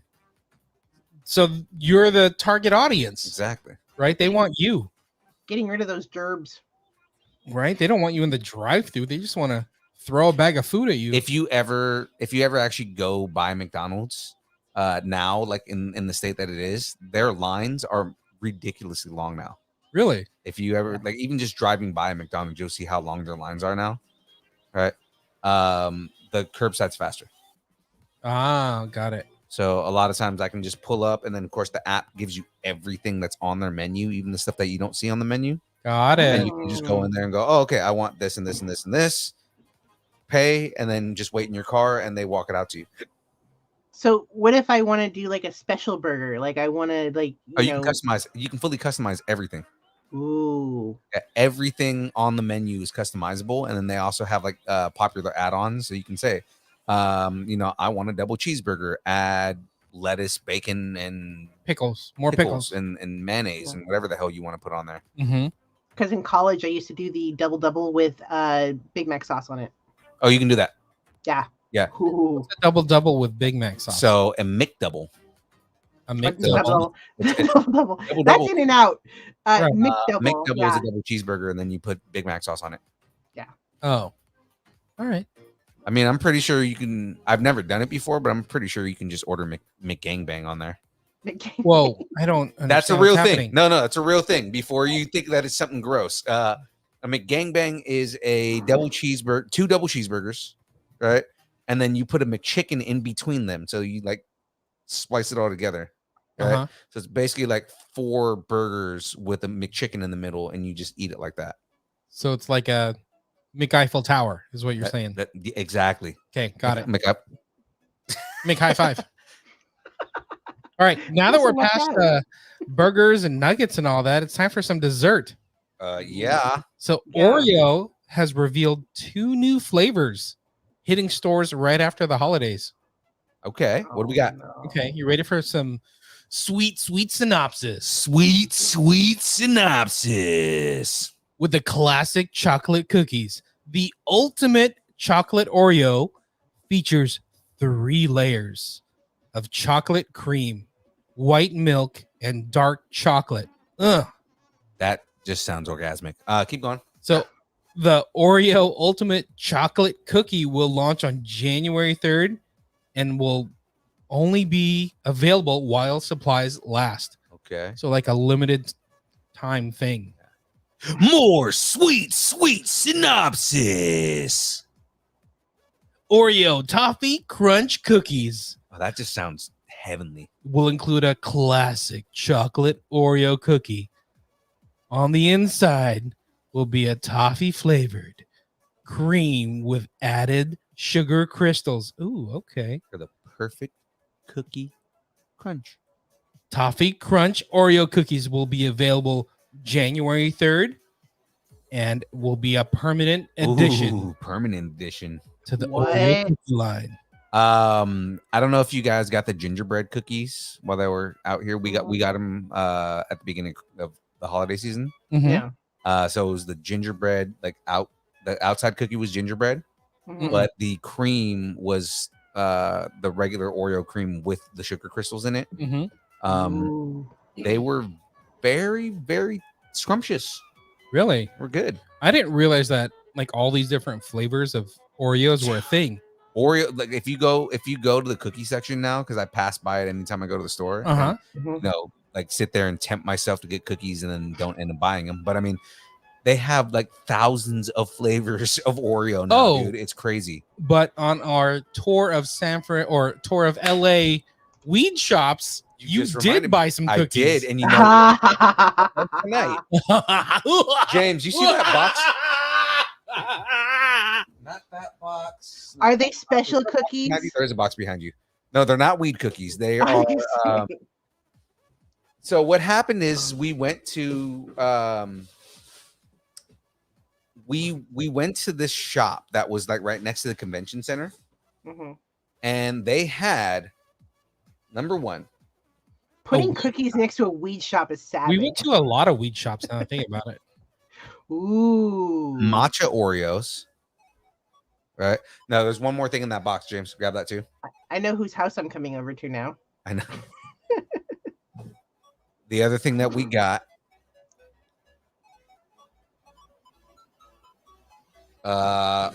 Oreo wafer rolls with strawberry filling. Ooh. So this smoke shop had all kinds of like international snacks. That is savage. That is very These are savage. totally like Korean and Japanese. Yeah. Like they had Fanta in all kinds of different like languages and whatnot. Yeah. It was crazy. All kinds of different Doritos. I'm like, I've never seen this Dorito before, and it was something crazy. So we are gonna do like a quick taster here because that's the end of the news. And we're gonna taste these before we move on to rumors. Taste review. Yeah, absolutely. What up, Greg? Greg jumped in. Greg. So right now we're trying the Oreo wafers with the strawberry filling. Have you? Spirit, I'm gonna send you the vibes, even though you can't eat them now. Yeah, I'm gonna. You want to see them? Those are kind of cool. They look like candy canes a little bit. Oh, this is tasty. So what is it again? What's the flavor? So it's a Oreo wafer roll with strawberry filling. You know what it smells like? Strawberry milk. It almost tastes like strawberry milk. Like Nestle strawberry milk. It almost has like a tang for the strawberry. Greg is sorry that his favorite mochi donut shop. That is the worst, man. I love mochi. Mochi's so good. Oh, this has got like a good crunch too. Mentioning Doritos, have you seen Ghosts last episode? Okay. I don't know. Check out this. That's So coming up. so I opened the box and it's got like this is what the little package looks like. And this is for the matcha Oreos. It's a trip. I'm pretty sure. Is that Japanese or is that Korean? Man, why are you asking me? Do I look Asian to you? I'm not looking at you, small guy. No. My bad. No one thinks you're Asian. My bad. Yeah, no, right? So it have has you like seen the Japanese fins? symbols on it. Ooh, can't see it from the camera, but Yeah, if you had a ring light on. Shut your mouth. Have you seen the thins? Like I think it's only for people who hate the filling. Like there's no filling in those thins. Oh, it is Japanese. All right, yeah, Greg, that looks Japanese. Yep, Japanese. Ugh! Oh, cookie packet just flew out into my laptop. Whoa, careful. Okay. Let me see the box. I just want to read the box. Yeah, go for it. Because you can read Japanese. Yeah. he just sat there arguing about how. What do I look Asian to you? No. I just want to see if it said like made in China or made in Japan or anything. Yeah, because it's going to say. Nope. That's an interesting flavor. Here we go. Imported from Scarborough, Ontario, Canada. Done. Canadian. It's Canadian, everybody. Sorry, my bad. I gotcha. It's Japanese Canadian. It's almost got like a mint. Oh yeah. Like after feel to it. Does it taste like? It definitely tastes like green tea. Okay. So you got a green tea cookies, what you got? An Oreo green tea cookie. Yeah, they're not bad. I The would totally Oreo eat actually these. feels or tastes a little different. Yeah, the Oreo almost has like a different taste to it, Mm-hmm. and it's got almost like that airy minty, Yeah. like after feel to it. Like that sits on your tongue. Yeah, Like interesting. like the like your breath is getting fresher yeah. the more As cookies you eat. you eat cookies, and your breath gets fresh. Mm-hmm. Oh, brushing your teeth. Yeah, Perfect. don't need to brush your teeth. Just eat No, I'm cookies. good. It's great. It's great. Good. The cream is so hard that like now I'm like trying to open it and it's like fighting back. It's like straight It's a up. knockoff. It's a knockoff. It's from Canada. But they're That's how they actually like it. Oreo though. Are they really though? I mean, They're from Oreo. just because a purse says Gucci doesn't mean it's actually Gucci. Could be goosey. Gucci. Yeah. They actually had Japanese Kit Kats there. They didn't have the flavors that I like though, but Japanese Kit Kat. Are the shit. Yeah. We were doing something. Oh yeah. News. rumors. Hold on. Let's finish up with Oreos since we were talking Oreos. Okay. January 3rd for both new Oreo flavors. Suggested retail price is $4.29 per pack. That sounds affordable. Yeah. Now I got that minty flavor in my mouth. In my mouth. Want to wash it out with some strawberry? I kind of do. Those are kind of delish. I wonder what it would taste like dunked in milk. That's the next goal. Yeah. Yeah, like strawberry milk. Mm-hmm. Like straight up. I Yeah. wish I had strawberry milk. All right, what's everybody's favorite Oreo flavor or version out there? Because honestly, the whole double stuff thing is not my jam. Me either. I like the candy cane ones that come out. Oh, the peppermint ones? Mm-hmm. Mm-hmm. Import tax brings them up to like $18. Yeah. We got some new ones at the house. Like I think they're called Joy Oreos, where they have like red filling. Oh yeah, the Christmas ones. Yeah, I don't know. Is it red velvet inside? Mm-hmm. Are they? Could be, or I unless didn't it's know just they were food Supposed color. to be. Yeah, I thought it was just food coloring. I just saw the kids eating them. They didn't let me have any, but they were eating them. Jackie! That's savage. I didn't let you have any. Did you ask? That's how it works out. Did the kids be like, no, Dad, sorry. There's never enough cookies for Dad. We tried these, Silly Dad. Cookies are for kids. Oreos and Birthday cake for the win. Yeah, birthday cake's really good. All right, just gave the rest of them to Jackie. Michael says the vanilla ones are good. Oh, you mean like the The like golden ones. green? Yeah, the golden one. Yeah, those are good. Those good job, Mike. Those are actually my favorite Oreos. Oh, Bridget, are you talking about the ones that had the orange filling in them? Mm-hmm. Orange filling, The I can't remember what they. I uh, can't remember what they tasted like. like pumpkin pie. They have pumpkin pie ones. No, they don't. Yeah. Shut up. Do they? Mm-hmm. I love pumpkin pie. Yeah, they have pumpkin pie Oreos. Why don't They Oreos. don't you- have like seasonal Oreos. Dude, I've seen weird ones. What kind of host are you? Where's all the different Oreos? Oh wait, you just yeah. I just gave you Oreos. That's true. Just gave you Japanese Oreos. What have we been doing for the last 5 minutes? International Oreos. But what have you done for me lately? Is what I'm saying. Oh, did you ever get the Hmm. drink? Did he ever get you one? The drink? Which drink? Yeah. Did he ever bring you a drink? You didn't bring him Boba? a drink that day. Yeah, the boba. Oh no, I haven't gotten a boba. No, it's too Asian for me. Oh, Too much stereotype. oh, I love boba. Boba's good. Just kidding. Speak- I've had boba a couple times, like a long time ago. It was all right. Oh, I'm not. Maybe I'm just not a huge boba fan. Yeah, I had a You're not a boba chocolate fan. chocolate milk tea with cream cheese foam mhm. and coffee boba the other day. Ooh. It was really good. I like my old fashioned black tea with boba. Yeah, thank you. And then I need a musubi on top of it. Oh yes. I could live off of Masubi if I could. Like a spam musubi? Yeah. Yeah. I'm down with some spam musubi. I could live off of spam Masubi. Mm-hmm.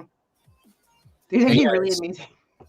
There's an Yeah. amazing place near us. So We had spam the other day at the house, Mhm. and I was just and our kids were sick, the twins were sick, and they were just sitting on the couch and they're like looking at me. They're like, "Dad, I want spam," and so they just like took the spam from me. They're sitting on the couch, just holding it and eating it and watching TV. Just, of course you'd have spam in your house. oh, you got it Like- at Costco. I have spam in my house. Yeah, you get the Costco pack, yo. That's how you roll. It's like 10 little packs of goodness. Are you really Pinoy if you don't have spam in your You house? gotta have rice. You gotta have like a 50-pound bag of rice. Yes. Which I do have. Thank you very much. Mhm. And then you gotta have spam, Mhm. and you're set. And sweet chili sauce for the lumpia. Yeah. My mom. That's your Filipino card right there. Yeah, I know. We have sweet chili sauce. My mom has what we used to have growing up was she'd have this big glass jar, Mm-hmm. right? Like a big 5-gallon glass jar. She'd have a couple of them, and some of them would have beans in it, but there would always be one that had rice. Uh-huh. And she would fill the bag, the big 20-pound bag of rice. So you'd pour it into that, and then there was a scoop, and that's how we would get our rice. So we would scoop the rice out, Right? and cook. That's how it goes. We had the rice holder, like it was a separate stand-up thing in your kitchen, and you pour the entire 50-pound bag of rice into it, and my mom's 5 foot nothing, 100 nothing, but you could just hoist No, dude, the 50-pound bag and pour it in like it's nothing. dude, old Filipino ladies Dude. are stronger than Arnold Schwarzenegger. I know, right? The stuff that you watch them do, right? It's just they pick up this they'll pick up these cook pots that are bigger than than James, and Right? and they'll just put them down like it's nothing, and then they'll be like, "Oi, come over here and pick up the pot," right? Yeah. And you'll come over there and pick it up. Like, how the hell did you pick this up? Yeah. And it's like boiling hot. They're like the real life Yoda. Yeah. No oven mitts. Yeah. Yeah. Oh my goodness. My mom's right. I we just grew up with Guinness in the house. That's it.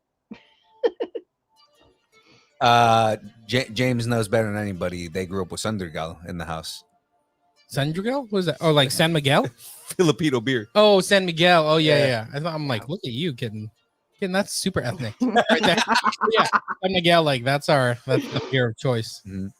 Yep. I got some in my house right now. I got my Do t-shirt. you really have somebody else in the house right now? Always, yeah. That's hella funny. Yeah. What? Got my San Miguel t-shirt I go to bed with. It's great. Nice.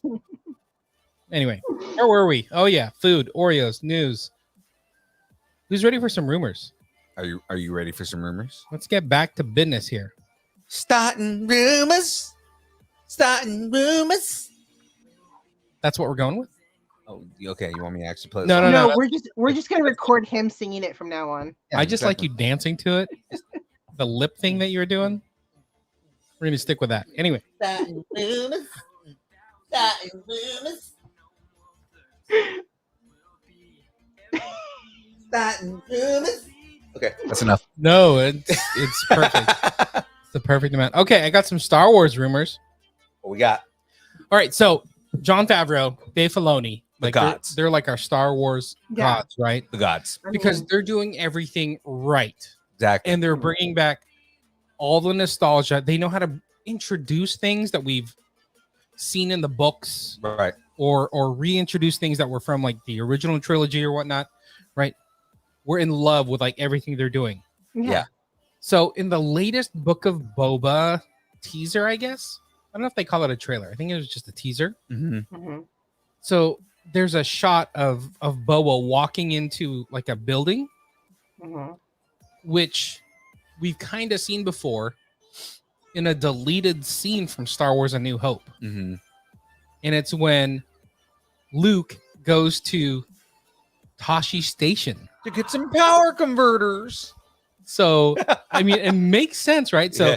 is Boba Fett going to Toshi Station to get And some we're- power converters. And we're gonna get Yeah. we're gonna get to see Toshi Station in the show. I'm so I was down. gonna say it would make sense because Tashi Station and all those sets still exist to this day. Yeah. Mm-hmm. So I mean, it would be a complete waste of money not to just use it, right? Just go and fly out to Tunisia. But I have the shot here where it's like the deleted scene with Luke in his like little fisherman's hat walking into a building at Toshi Station before he meets like Biggs Darklighter. Yeah. And then they have the same shot of a Boba walking in, and it looks, pretty much the same type of room or same type of door that he's walking through. Mhm. I think it's Toshi Station. I mean, that would be like such a fan service that Filoni and Favreau would do. It'd be kind of a wink wink. Exactly. And it doesn't Yeah. do anything to the story, but like, hey fans, hey deep cut fans, Right. this is for you. That's really what Enjoy. they do. Is they like to do that kind of stuff. Like, Mm-hmm. hey, here's something super nostalgic for all the Star Wars fans out there. Mm-hmm. Exactly. I think they're gonna do it. I mean, you spend long enough on Tatooine, you kind of run out of places to go anyway. Right. I assume they've got like 3 buildings in the entire planet. Yeah. Like how many little cities do they have? Right. Yeah. And that's 4 buildings. Okay. Yeah. Right. So it's also rumored about the big bads that are coming to Book of Boba. Ooh, who do we got? So, I mean, there's the Imperials, right? So it's Yeah, like the and that's Moff obvious. I mean, they always have, the Moff Gideon types, where it's like the remnants of the Empire. especially people who are probably pursuing him after the events of the Mandalorian. Exactly. Mhm. So they're thinking it could be the Imperials or the big bad, but that Mhm. would be kind of like, all right, that's kind of on the nose, right? Especially coming up from Mandalorian. Right. Mhm. But I guess in the comic books, there's a big push, especially with War of the Bounty Hunters, that comic books, series, Mhm. Yeah. where Crimson Dawn is making a comeback. That would make sense because they have been talking about doing more with Crimson Dawn. Uh-huh. And the person leading Crimson Dawn is Kira, the old girlfriend of Right. Han Solo. Yeah. So it's like you can see her coming back. I mean, this is right after Jedi. Mhm. So I mean, could we get Emilia Clarke in Book of Boba? Maybe. Does that mean that we get Maul here? Because Well, so after spoiler alert, Does like, Emilia Clarke's character not age? they can age her up. Dude, look at Ming-Na Wen. It's true. Yeah. Ming-Na Wen somehow looks younger than she did when she was in Joy Right. Club. Right. But Yeah. remember, Maul was leading Crimson Dawn. Mhm. And then in the comics, like, sorry, Maul, but you're gone. Yeah. Kira jumps in, and God. she's the new head of the Crimson Dawn. Mhm. And she creates it more, instead of just being like a crime syndicate, she Mhm. turns it into like them sneaking into like the Rebel Alliance, into the Empire, into other crime syndicates. So it becomes this whole like double agent underworld that she's kind of overseeing. Mhm. So she could easily get inserted into, or Crimson Dawn could easily get inserted into Book of Boba, because it's like, all right, goodbye Jabba, goodbye, what's his name, Bib Fortuna. Yeah. Mhm. Tatooine's up for grabs. Right. Let's Boba do- Fett. Boba Fett. So we might get Emilia Clarke, Yeah. which would actually be pretty cool because that would legitimize Solo Yeah. a lot more. Right. So how old is she supposed to be in this? Like, That's what I'm saying is that because How old's this- Han Solo? It's true. because they hint that. Okay, so I mean, this is only what 5 years after the events of Episode 6. Yeah. After Jedi, yeah. Yeah, so she'd probably be she's supposed to be probably like in her late 30s, 30s. early 40s. Yeah. Ish, yeah. So I mean, basically, Emilia Emilia Clarke's Clarke's almost age. age. Yeah. Could be. Because I dig that theory that she may be getting into Book of Boba. It'd be dope. Or we see Lady Kira and she's got like a mask on. Could be. Because that's easily a way where you can get away with her age issues. Mm-hmm. Mhm. Well, I don't see how the age issues would be because it's basically Amelia Clark's age. In fact, they were stretching it, implying Amelia- that she was early 20s in Han Solo. Yeah. Yeah, so it's however old Han Solo was around the time of Return of the Jedi. So what is, late 30s, early 40s? Late 30s, early 40s. Yeah. It would work. Mm-hmm. I'd be kind of down with that to see Amelia Clark back in Book of Boba. That'd be dope. And the whole thing is like she's big right now in the comics. So it's almost like the comics are predicting what's going to happen in the show. Well, the comics have been they've been a part of it too. Yeah. Like, Disney's been really big on making sure that the comics tie into everything that's happening. Right. They've been trying to do like a solid, like an entire like solidarity of the universe. Right. So everything that comes out is something that is canon. Exactly. So Amelia Clark is currently 35 years old. She was born in 1986. So it would work. Boom. There it is. Amelia Clark is a year older than me. Yeah. Huh. Hey, your beard's better though. I'll give you that much. Yeah. I do have a better beard than her. So the other rumors. So we got Imperials, which would make sense.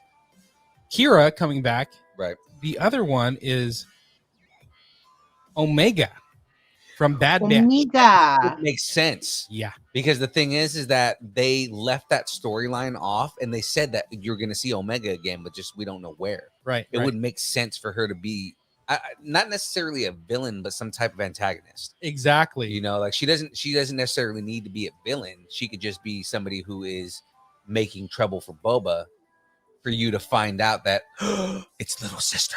Yeah. Exactly. You don't know what's going to happen. Mm-hmm.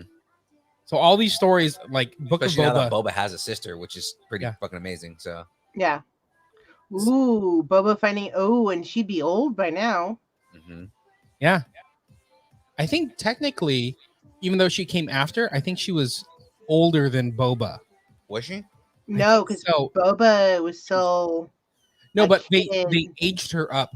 Because, Right. But technically she's a clone. But by the point of where she is, she's what, like 13, 14 in Bad Batch? Uh-huh. Boba's already like in his mid-teens. So Boba would be, and Boba doesn't have age acceleration. Yeah. Neither did she. Right, but they had already accelerated her to a certain point. Yeah. Mm-hmm. So that's why I'm saying, like, by the point of Bad Batch, Boba's already spacefaring and learning how to be a bounty hunter. Right. And he's probably about 15 or 16 at the point of the events that are happening in Bad Batch. Right. So But he's they're- probably like a year or two older than Omega. But they're close enough in age that No, if yeah. we see her again, with Boba, being with all this dad bod and probably being in his 50s by now. Yeah, no, I mean the yeah. question was more. The question was more him saying, like, is she older? Than Boba? And I'm saying Yeah. no, she's probably still genetically younger than Boba, even though Boba he's aged himself, whereas she was accelerated to that age. Mhm. But I think she's probably like a year or two younger than him. Right. Yeah. Okay. So even if she shows up in her like 30s or 40s, it's Well, no, believable. she'll still only be like, if he's 50, she'll be like 48. Yeah. Interesting, right? Mhm. So we might get some Bad Batch. We might get some Kira. I doubt we'll see the Bad Batch in live action, which would be cool. If anything, I think if we see the Bad Batch, it'll be in Ahsoka. Could be. Right, but I would love to see. I would love to see how they reintroduce her. Mm-hmm. Like, does she get reintroduced in Mandalorian armor, and then do they have to explain how she got, like, how she became a foundling or something like that, or does she have like modified clone armor because she's been with the Bad Batch for so long? And that would make more sense because that's her. What she her knows. identity is more clone than she is Mandalorian, whereas Yes. Boba, the only reason that he has Mandalorian ties is because his dad was a foundling, Right. which was dope because the way that they kind of proved it, like the whole thing in the Mandalorian was he never claimed to be Mandalorian. He never sat there and said, I'm a Mandalorian. That's my armor. It belonged to my father and it was given to me in Mandalorian tradition, but he is not a Mandalorian. Yeah. Whereas his father was a foundling, which makes all that the more like awesome. Yeah. It definitely has a Ronin type feel. Oh, where yeah. it's just like, Yeah.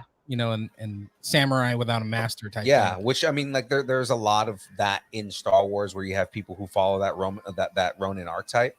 Boba definitely fits that. Yeah, totally.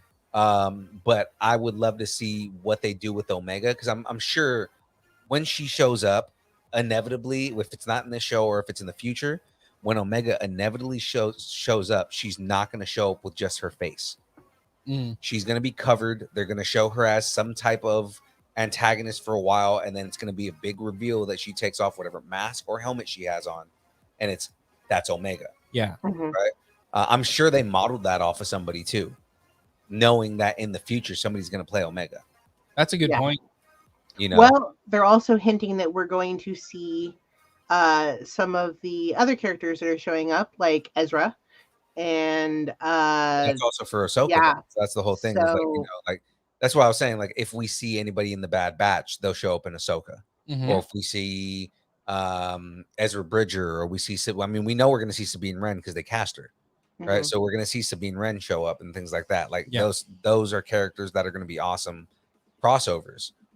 But the whole thing is that Omega ties into both the Bad Batch and Boba Fett, being that she's an exact genetic copy. Right. Because I was gonna say she's a sibling, but in reality she's an exact genetic copy. Yeah. All it is that they changed her gender and her genetic code. Yeah. Right. But I mean, that technically makes her a sister, right? Like it would be like a twin sister. Technicality, yeah. I mean, they're all brothers and sisters and whatnot, or brothers and sister, because I think she's the only female. She's clone. the only female. Yeah. Okay, so tacos on the table, but I want you to put your tacos on the table for who you think the big bad is going to be in Book of Boba. That's hard to call because, again, I have two potentials in this one. Kira is a very high potential on this one. But I mean, also just thinking of Omega, because they set it up, it makes sense to have Omega show up, right? In some capacity. Phoenix, who do you think? I highly agree that it could be Kira. I have a feeling that they're just going to have a whole lot of old guys coming at us again that we didn't really even think were still alive. I think we're just going to have a whole lot of reveals. Yeah. Guys, I'm sure we're going to get all kinds of Empire characters that show up. Yeah. Or other bounty hunters, like maybe it's going to be Boba versus Bosk or something like that. That'd be dope, because he did fight, or Din fought members of that race. Yeah. I'm trying to remember what Bosk's race is called. But like the big lizard dudes. Lizard head. Yes. Yeah, lizard head dudes. Second season of Mandalorian, he fought a bunch of those dudes. So I mean, it's not out of the realm to see Bosk show up, or to see IG-88. Right. All right, you got to put your tacos on the table for something. I think if we do see Omega, it's literally going to be episode 7 at like the last second. It's going to be like that reveal going into season 2. If they do make a season 2. Right. Oh no, you know what? No, it's going to be that reveal going into the next show, because they said that this is a limited engagement. It's only going to be one season. Yeah. So. Oh, really? Yeah. Which is fine, because what they're doing is telling a story. It doesn't mean that Boba Fett is not going to have another show. It's just that this story is just this one season. Yeah, exactly. It's like WandaVision, right? Like we're going to see Wanda come up in another show, but WandaVision was a very specific show that could only happen in that one season. Right. All right, Phoenix, what do you think? You got to pick one thing and put those tacos on the table. Gosh. Bib Fortuna is gone, dead, right? Bib Fortuna is dead. So is Greedo. Oh, that puts my hopes and dreams dash. Wait, Greedo's dead? Yeah. Yeah, because Han shot first. Yeah. Whoa. Yeah. Spoiler alert for a movie that came out in 1981. Tacos on the table. I think we're gonna have a new guy, a new baddie. Oh. New baddie. Okay. You think completely new? Like we're not gonna see. I think we're gonna have see Kira. We're gonna have a lot of fan service, I think. But I don't think, because I don't think that they're gonna have her for the whole season. Because she's definitely not being advertised as a full-time guy. So I Do you think think we're like gonna have maybe it's like a new antagonist, but then it gets revealed that they work for Kira or yeah, something that she's like like behind it. Yeah. that? Okay. So kind of how like it was in Solo, where it's like Kira gets revealed as being, Crimson Dawn, and in reality she works for Maul. Pretty much. Yeah. Yeah.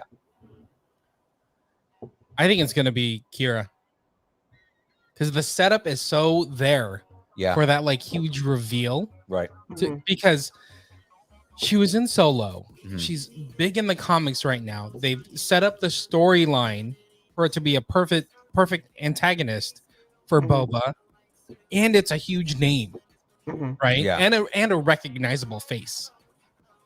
So that's Well, why I think it's gonna be Kira.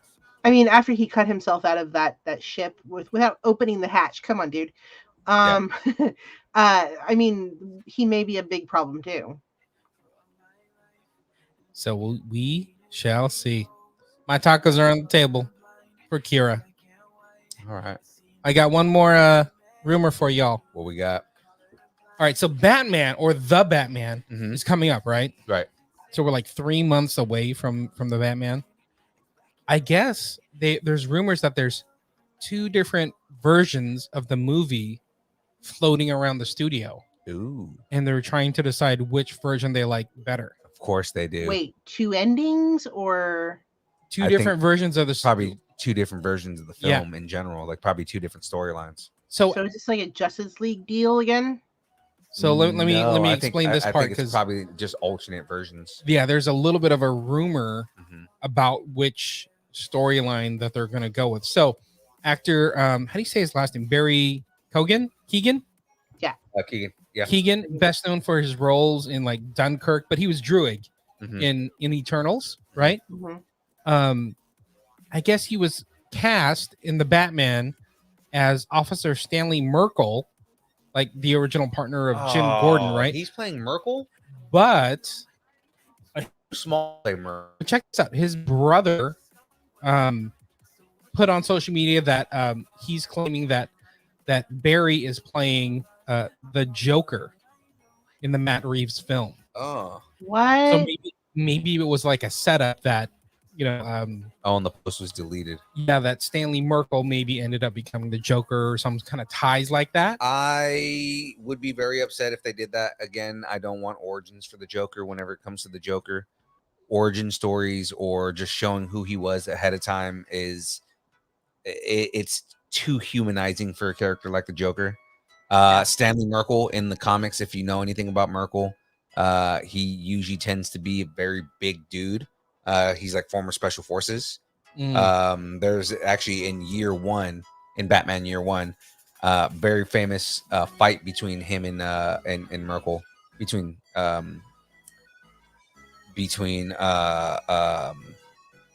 Batman.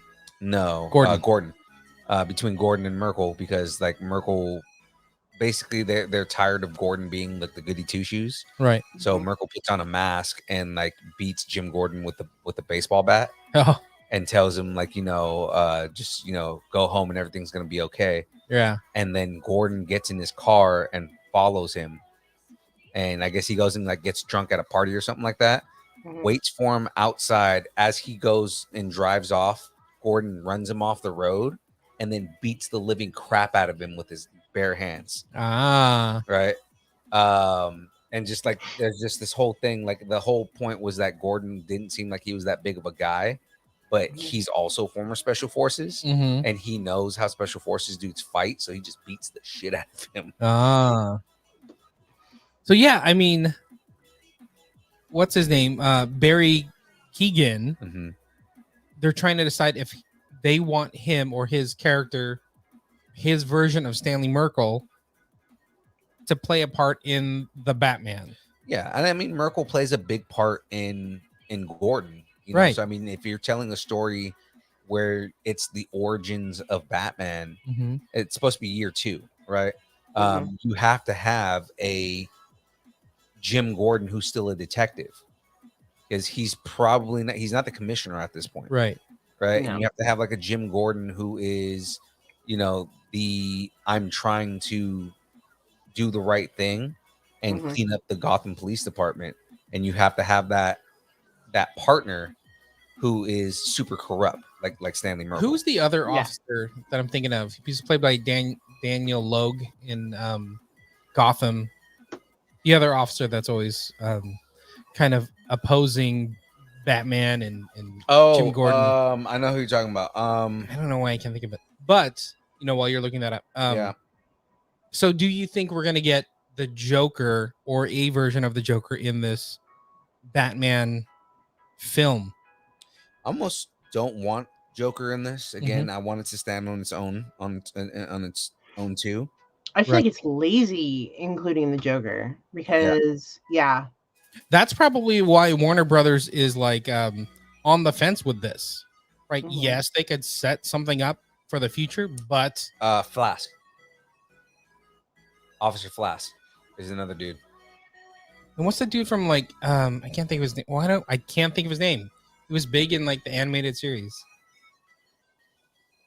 I can't think of his name. I'm totally blanking. I could look it up, but I'm not gonna. I think there's a version out there of the Batman with a potential Joker in it, even if it's just to set it up. I mean, since Heath Ledger died, I've noticed that they've been very careful about mentioning anything about the Joker or showing the Joker. But it's not like they haven't. Yeah, I mean, there have been like at least 3 actors who have played the Joker since Heath Ledger. Right? I mean, they got Leto out there, so they're willing to do it.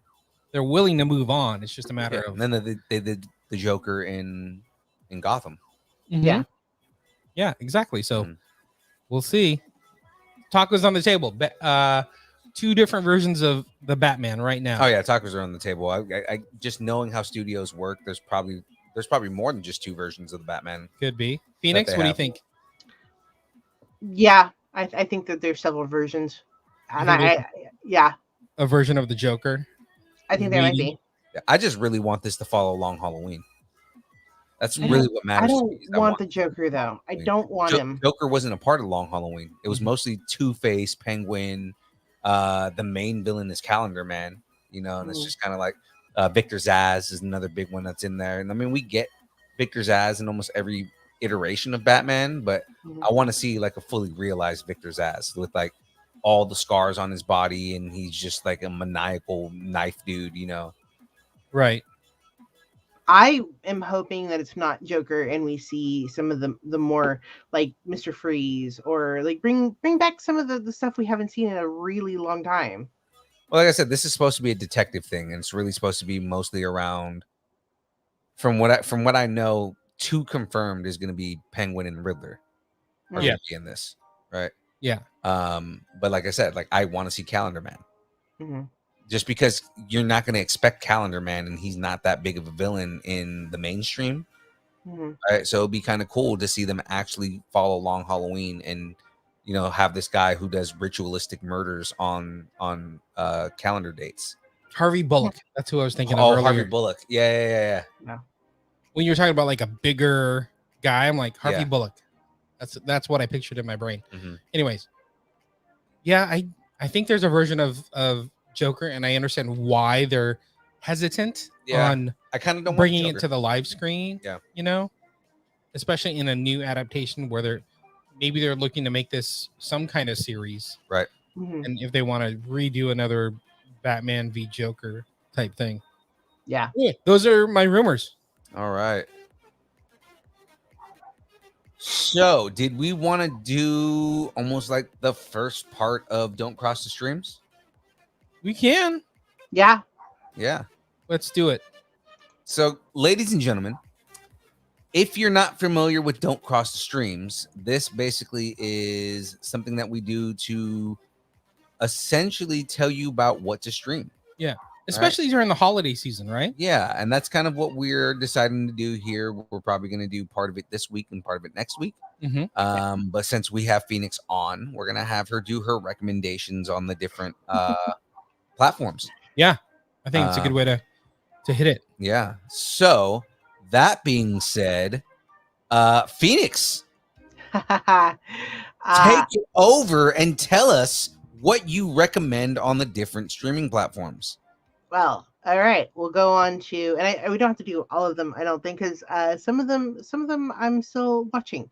But We yeah, actually have a few from some of the other distance nerds out there. So Yeah. like, pick your cream of the crop or the ones you want to talk about that you're like, hey, go out and watch this right now, mhm. and then we'll hit everybody up the following week. Yeah. So, we'll give you more, and if you got more, we'll hit more. Right, I was gonna say I feel so weird. Some of them are like Bird and I both agree, so I feel so weird about not including her. Okay, so I would You don't say have to worry about that. I mean, it's just Bird. Yeah. She comes in third Oh, all the time. definitely Red Yeah, Notice. when it comes to trivia, just I think we'll start with Red Notice, which is the synopsis. synopsis. Oh wait, It's a Phoenix, are you gonna do your best trailer guy Did you do the voice? trailer guy voice. Oh, I don't have a trailer guy voice. Oh well, you're gonna try right now. Yeah. In a world. Yeah. Yeah, keep going. Yeah. A Remember, comedy- when it comes to voice acting, even a bad impression is a new character. A comedy about thieves stealing from other thieves, a buddy movie between The Rock and Ryan Reynolds with Gal Gadot, packed with humor and action. And here's why you should watch. It's a great mix of comedy, intrigue, and action. Rock, Reynolds, and Gal Gadot have chemistry together, and it's one of the top watched movies on Netflix right now, which I love this one. It was raining. We went and ate soup and watched this movie. Was that stolen? Okay, no. I didn't steal anything. I don't know what you're talking about. I don't know what happened. I didn't steal anything. Yeah, no. Even the opening scene was absolutely parkour. Like that's all I can say. Like parkour was absolutely. I loved that scene. Yeah. Isn't this like Netflix's biggest budgeted movie? Yes. Mhm. Yeah. I like Which this movie. when you watch it, you can tell why. Yeah. Yeah. Oh yeah. Yeah. I Part of mean, it is putting the cast together, but yeah. Yeah. you feel like they go around the twist whole at the end world. was great. Yeah. I honestly didn't see that coming. I did. I was like, You saw oh yeah. I did not see that coming, and I wasn't surprised by it either, though. Mhm. I like this film. I mean, there were certain plot points where you're like, that doesn't quite make sense, but it's such a fun ride. It was fun. It's such a good popcorn movie. It's exactly what it is. It's Yeah. a straight up popcorn blockbuster. Yeah. Ryan Reynolds with all the humor. Yeah. And him and The Rock against each other. Their chemistry was great. Amazing. It was so amazing. It was interesting seeing Gal Gadot be a little bit funnier. Mhm. She's like so funny when it comes to like outtakes. Yeah. And I think they have outtakes like at the end of the movie, right? Yeah. Mhm. But she is so Because like funny. you see her when she does outtakes for like if you Wonder watch Woman. the behind the scenes stuff with Wonder Woman, she's like super funny. and always cracking up. It's Yeah. funny. Because it's funny because anytime you hear anybody talk about working with Gal Gadot, Mhm. they always talk about how awesome she is on set and how funny she is, and she's always having fun. But then you look at her characters, and she's like super serious as a lot of her characters. Oh yeah. Right. So to see her actually like in a slightly comedic role was Yes. like it fits her. Right. So this is like one of your top must That is- watches. Okay, Yeah. we need a rating scale. We need a distance nerding. Phoenix, you got to rate this movie Between what and what? exactly out of 1 through 10. Sure. what are you gonna say? That I out mean, of- our 10 default is lightning bolts. 1 taco or 10 tacos, I would there you say. go, do tacos. Yeah. Okay, I was gonna say Yeah. 'cause our default is usually lightning bolts. Okay. Tacos. We could tacos. Go. Yeah, 10 full tacos. I absolutely I love this movie. Oh, she gave Yeah, it 10 tacos. You went 10 Yeah. tacos? You 10 went a full tacos. 10 pack? Yeah. I loved it. Oh, You know, it's funny because the first time I watched it, I was like, oh, it's okay. The second time I watched it, I was like, oh, like, just catching everything.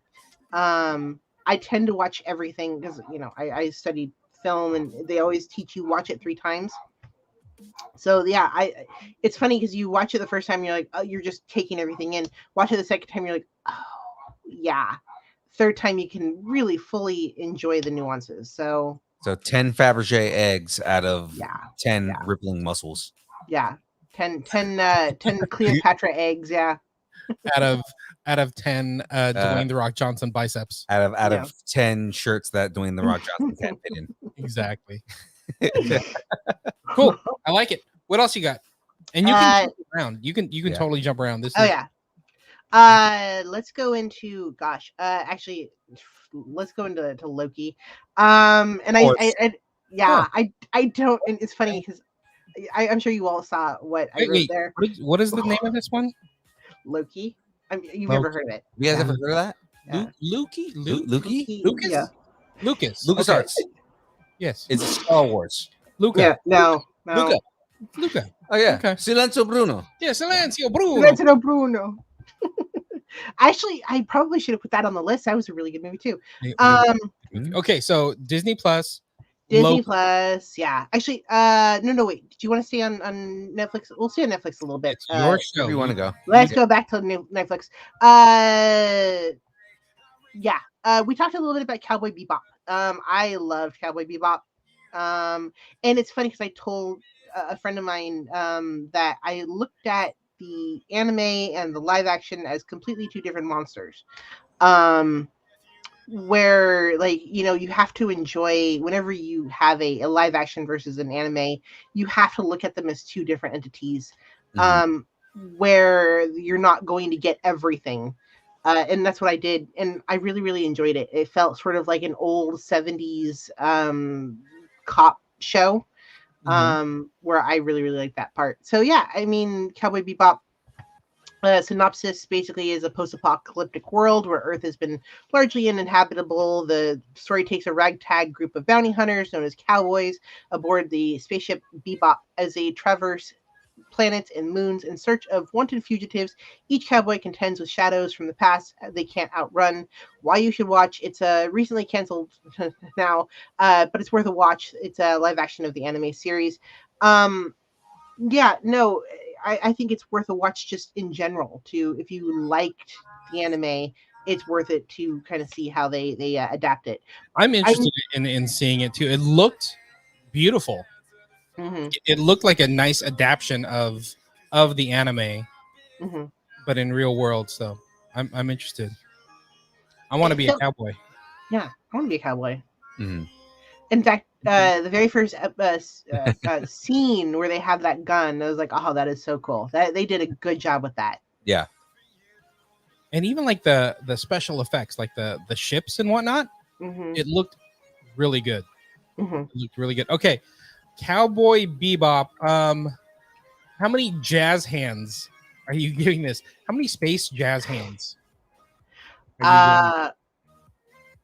Jazz hands. I'll give this 6. It didn't completely come up to my expectations, but I didn't think anything ever would, as far as this. I'm watching things change on the screen. I don't. League wrong. I did spell it wrong. Sorry. Go ahead, Phoenix. Time to spell check again. I don't think it was ever going to come up to my expectations. Phil, did you watch this? I know you mentioned it to me that it was even up there in the first place. What, Cowboy Bebop? I watched the first episode, but I haven't gone through everything. Like I said, it's just more time. So you ruined the algorithm. Yeah, I know, right? You dropped off, and that's why Netflix is like, nope. I mean, I haven't finished Arcane either. See, I'm like 2 episodes away from the finale of that. That show is so good. I was gonna say I'm like 2 episodes in, and that's why I'm not even including Arcane in my list right now. Yeah, but then see, that's the thing. But then you binge watch He-Man the entire night. He-Man's only 5 episodes long. I know, but like Arcane is 9 episodes at an hour each. Yeah. Hey, versus 30 minutes of. I'm sorry. How long were you gaming live? You know what? You shut your mouth and not talk about my 6 hours of gaming. All right? You could have watched like the entire series. I could have. Good Lord. Don't get. Oh, I don't have time. Work and wedding planning and get out of here. Jeez. Like planning a wedding and then you play 6 hours of video games. Forget the wedding. Just play. Just watch. In the chat, like if you guys have seen Red Notice or Cowboy Bebop, jump in and let us know what you think. Yeah. I mean, anything you guys are interested in, any shows that you are streaming that you think are great, you know, what I mean, And- just jump in. Mhm. In fact, we're leaving some of them off. So if you guys are interested in them and they're on your list, we'll talk about them anyway. Mhm. Let's see. Next, we're going on to Lucifer. Yeah. That show has recently ended. And Well, of what's course, up with the things are ending? What's happening? No, Yeah. but they went like 8 seasons though, Yeah. dude. So I mean, Yeah, I know. they got canceled and picked up and Netflix brought yeah. them back when they got canceled Yeah. on Fox.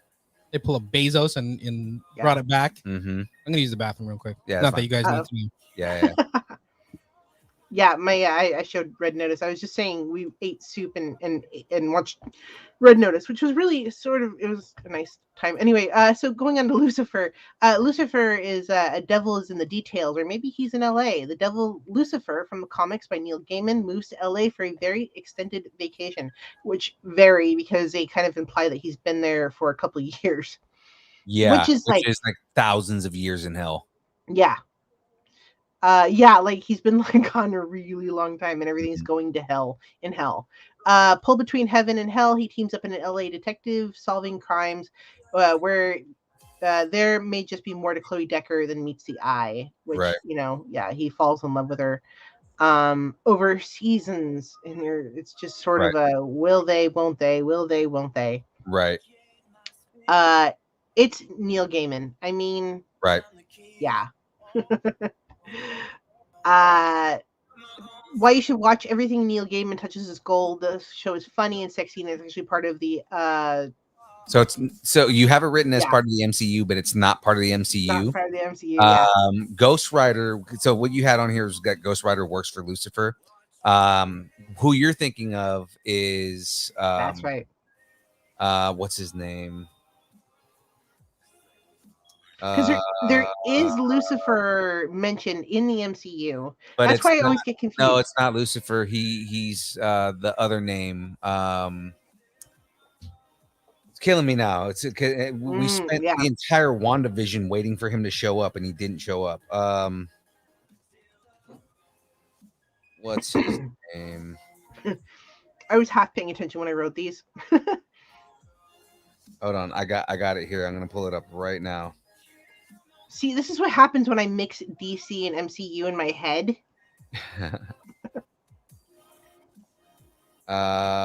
You're thinking of Mephisto. Mephisto, that's right. Yeah. So Mephisto is the one that Ghost Rider works for. So that's right. Lucifer is part of DC Vertigo, and he's actually a character from the Sandman universe. That's right. Okay. There you go. Yeah, Mephisto. Who Gwendolyn Christie is going to be playing in Sandman. Yep. Ooh. But yeah, it's the same character though. So it's just they're different interpretations. Mm-hmm. But yeah, this version of Lucifer that we have here, DC is DC. And it's like I said, Gwendolyn Christie is playing that same exact character in Sandman. This version of Lucifer has also made it into like the CW shows. Yeah. Like he made a quick appearance. Yeah. Yeah. When they did the crossover event, they had him show up. I think I was thinking about the fact that he recently said he wanted to be in the MCU. Yeah. And that's where, saying if he came to the MCU because he plays Lucifer so well, he could play Mephisto easily. Or like a Doctor Doom. He actually would probably be a dope Doctor Doom. Right? He's a good-looking dude, very vain. Which is funny because, like, if you read the comics, Doctor Doom spent years hiding his face behind a mask because he was like, I'm disfigured and completely destroyed and ugly. And then when they finally did the reveal, he had like a small scar on his cheek. And he's handsome. But he was like ungodly handsome. So it was like, what the hell? But the whole point was because of he was like it's Victor Von Doom's level of vanity. Exactly. He's like an American 10, but like a Latveria 6. Yeah, he's a 6 in Latveria. Yeah. Good looking people over there. Yeah. So I mean, it was a really good show. I felt like they jumped the shark a little bit towards the end. I was not happy with the ending. But overall, the whole show was really, really good. And they actually did a really good job standing on its own. You never see any DC Universe characters show up. It's Yeah. really So- just characters within his own comic that Yeah. show up. Yeah, which is really rare to me. You tend to see with the DC Universe intercomic mingling. Nope. Lucifer was all by himself, which was, I felt like it did it really well. Yeah, Mephisto. Yeah, I thought that was much better because Mhm. like there's no reason he needed to cross into the DC No. universe except for the No. DC fanboys, Yeah. girls. Like I said, like the only crossover I wanted to see was I would love to see Tom Ellis play Lucifer in Sandman, but they Mhm. went a different direction on that. And I mean, Yeah. I'm not going to complain. Neil Completely Gaiman new, yeah. literally like wrote that show, and I trust everything Neil Gaiman does. Right. So Yeah. The Sandman does make an appearance in one of the seasons, but it's not a big deal, and they play with the storyline. yeah, he kind of refers to him as Dream, and that's about Yeah. it. Yeah. It turns out to be a character in the biblical universe. It's kind of crazy. So Rating. Ah, many, gosh. Devil horns? Do you give this show Devil face. Devil His horns? devil face. Horns? devil face? Yeah, it would be his devil face because remember that's his Devil obsession. face. Okay. Gosh, I'm gonna take off 2. Just because he's He's kind of ugly. Yeah. Because I didn't like the ending. He's got a weird nipple. It's funny because some people like the ending, so let's give it an 8. for Okay, me. so 8 devil faces out of Devil face. Out of 10. out of 10 Doc- white wings. Doctor Doom Yeah. masks. I don't know. Doctor Doom masks. Uh, What else you got for us, Phoenix? Gosh, I'm gonna skip over some of them. I included The Witcher, Nightmare of the Wolf. I haven't finished it yet. But I am gonna say let's watch Witcher. Watch Witcher. Oh yeah. I'm sure most people have watched Witcher already. Well, let's save Nightmare of the Wolf so we can. Well, I mean, 'cause Yeah. you gotta toss a coin to your Witcher. Yeah. Toss a coin to your Witcher. Next we'll go on to Cursed. That one is incredibly fun. It is Arthurian legend.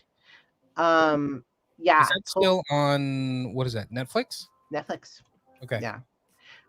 It's told from Nimwe's point of view, which I don't know how much you guys know about Arthurian legend, but The Nimue, sorceress.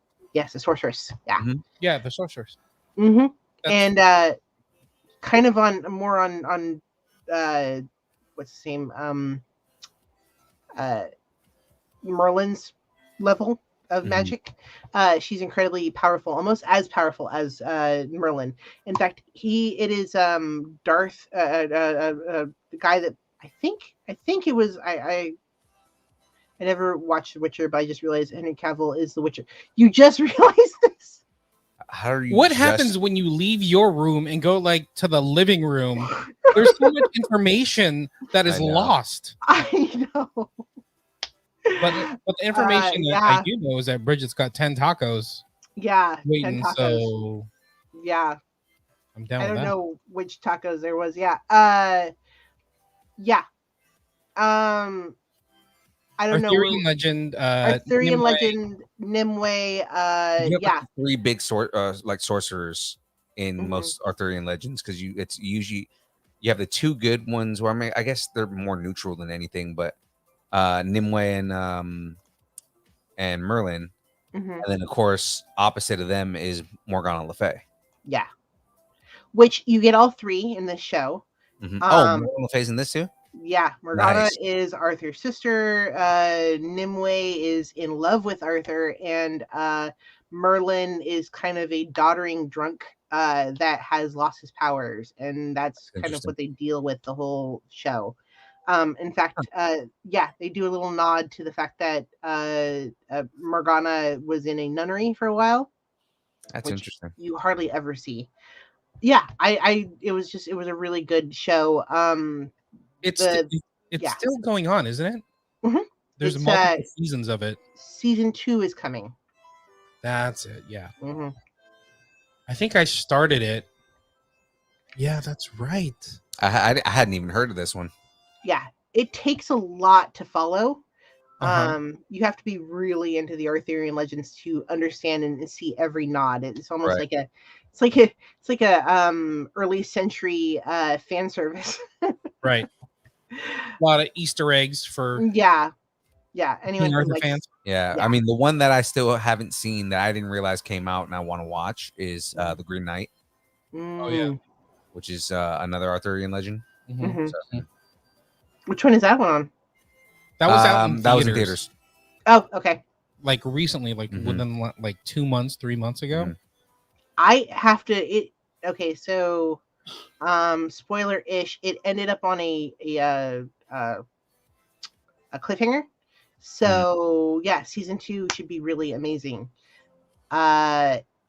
I can't say enough. I binge watched that show. I could not move from my seat. I watched all of the episodes, I think, over a period of 2 days. So season 1 is out now. Mhm. Let me see if there's a date for season 2. Feel free to keep going. Okay. I'll move on to Yeah. Well, okay, now we're gonna move on to Disney Plus. We're gonna go with Loki. We'll start with Loki.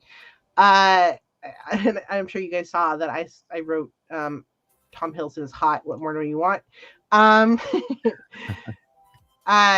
He's the mercurial villain. Loki resumes his role as the god of mischief in a new series. It takes place after the events of Avengers Endgame. Right.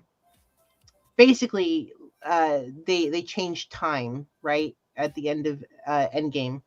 Accidentally releasing Loki, he disappears. Poof! We never see him again through Endgame. And then he shows up, and and what is it like? Which country does he show up in at the first season? I don't remember. It was a desert though. Mm-hmm. Oh yeah. The TVA show up, come and just take find him him. away. Yeah. By the way, Bridget said Merlin is dope. Yeah. There you go. Merlin is dope. I've never thought I'd hear Merlin is dope, but there Merlin you go. is dope. It's dope. It's very dope. Dopeness. That's how we talk about King Arthur. Super Dope. dopeness. Super dope. Dope. Okay. Dope. All right. By the way, there is no date yet for season 2, but that's Netflix, right? They hold everything so close to the test. There was talk of them holding it off because of the pandemic. Like they quit shooting just as the pandemic hit. So they were like kind of holding off because they shoot in Europe, and Europe has a lot more restrictions about shooting than America does. In fact, Witcher almost didn't become a thing because they had shutdowns at Pinewood. Yeah. Mm-hmm. Yeah. Wait, did you rate Witcher? Cursed? Oh, Cursed. Let's. Oh gosh, I'll rate it. How many? 10 all the way. 10 what though? 10 wands. 10 wands. They have wands? No. Excaliburs? No, is there an Excalibur? No. I mean it is purely, it feels a little like Lord of the Rings almost, the way they do it. So 10 fairy wings of the round table. 10 fairy wings. 10 fairy wings. Okay, sorry. Out of 10. Have at thee. Okay. Like 10 Excaliburs. Okay, I like that better. 10 Excaliburs. 10 Excaliburs out of how about you? Me. Anyway. Tis what a flesh wound. Me. We are the knights who say nee. No, not the knights who say nee. The same. We require a shrubbery. Sometimes you just gotta let him get it all out. Just wait. We are no longer the knights who say nee. Just gotta wait it out. I was gonna say, We are now the knights who say He's the one that controls the soundboard, so just gotta wait it out. Where is this during our Legos? You were so quiet. Because I'm building and I'm just having a conversation. Now I'm just being weird because why the hell not? Yeah. Oh, yeah! I was gonna say, James, you get a completely different young Phil than I do. Yeah. Yep. Totally. Exactly what happens. The youngness in me comes out while we're Yeah. doing this show, right? As for going back to Loki, gosh, I'm a huge 11 swords out of 10 is what I am a Okay, let's sell Loki to somebody that hasn't seen Loki. Okay. Don't ask her to sell Loki. All she's gonna say is Tom Hiddleston's hot. Exactly. Right. I will Sell Loki actually, to an average MCU fan. Like maybe they've only seen the movies. Owen Wilson is in it, which he is a incredibly good actor. Wow. I didn't expect to like this one. I'll be honest. As much as I love Loki, I saw Owen Wilson's going to be in the show, and I was like, they're going to make an idiot out of him. No. Are you enjoying that? Dun dun dun dun dun dun dun dun dun. Wow wow wow. Little solo break. Sorry about that. Sorry, keep going. It's 80. I didn't expect to like Owen Wilson. I thought they were going to make a complete idiot out of Loki and make it just a huge joke. As funny as Loki is, it's funny. Owen Wilson. It was interesting seeing Owen Wilson be almost the straight man to Tom Hiddleston's funny man, which feels so unnatural. Yeah. I mean, I guess he can play straight man to a point because. Well, he played against Vince Vaughn. That's what I was saying, because Vince Vaughn is usually the funny man when they're together, like in Wedding Crashers. Wedding Crashers. Mm-hmm.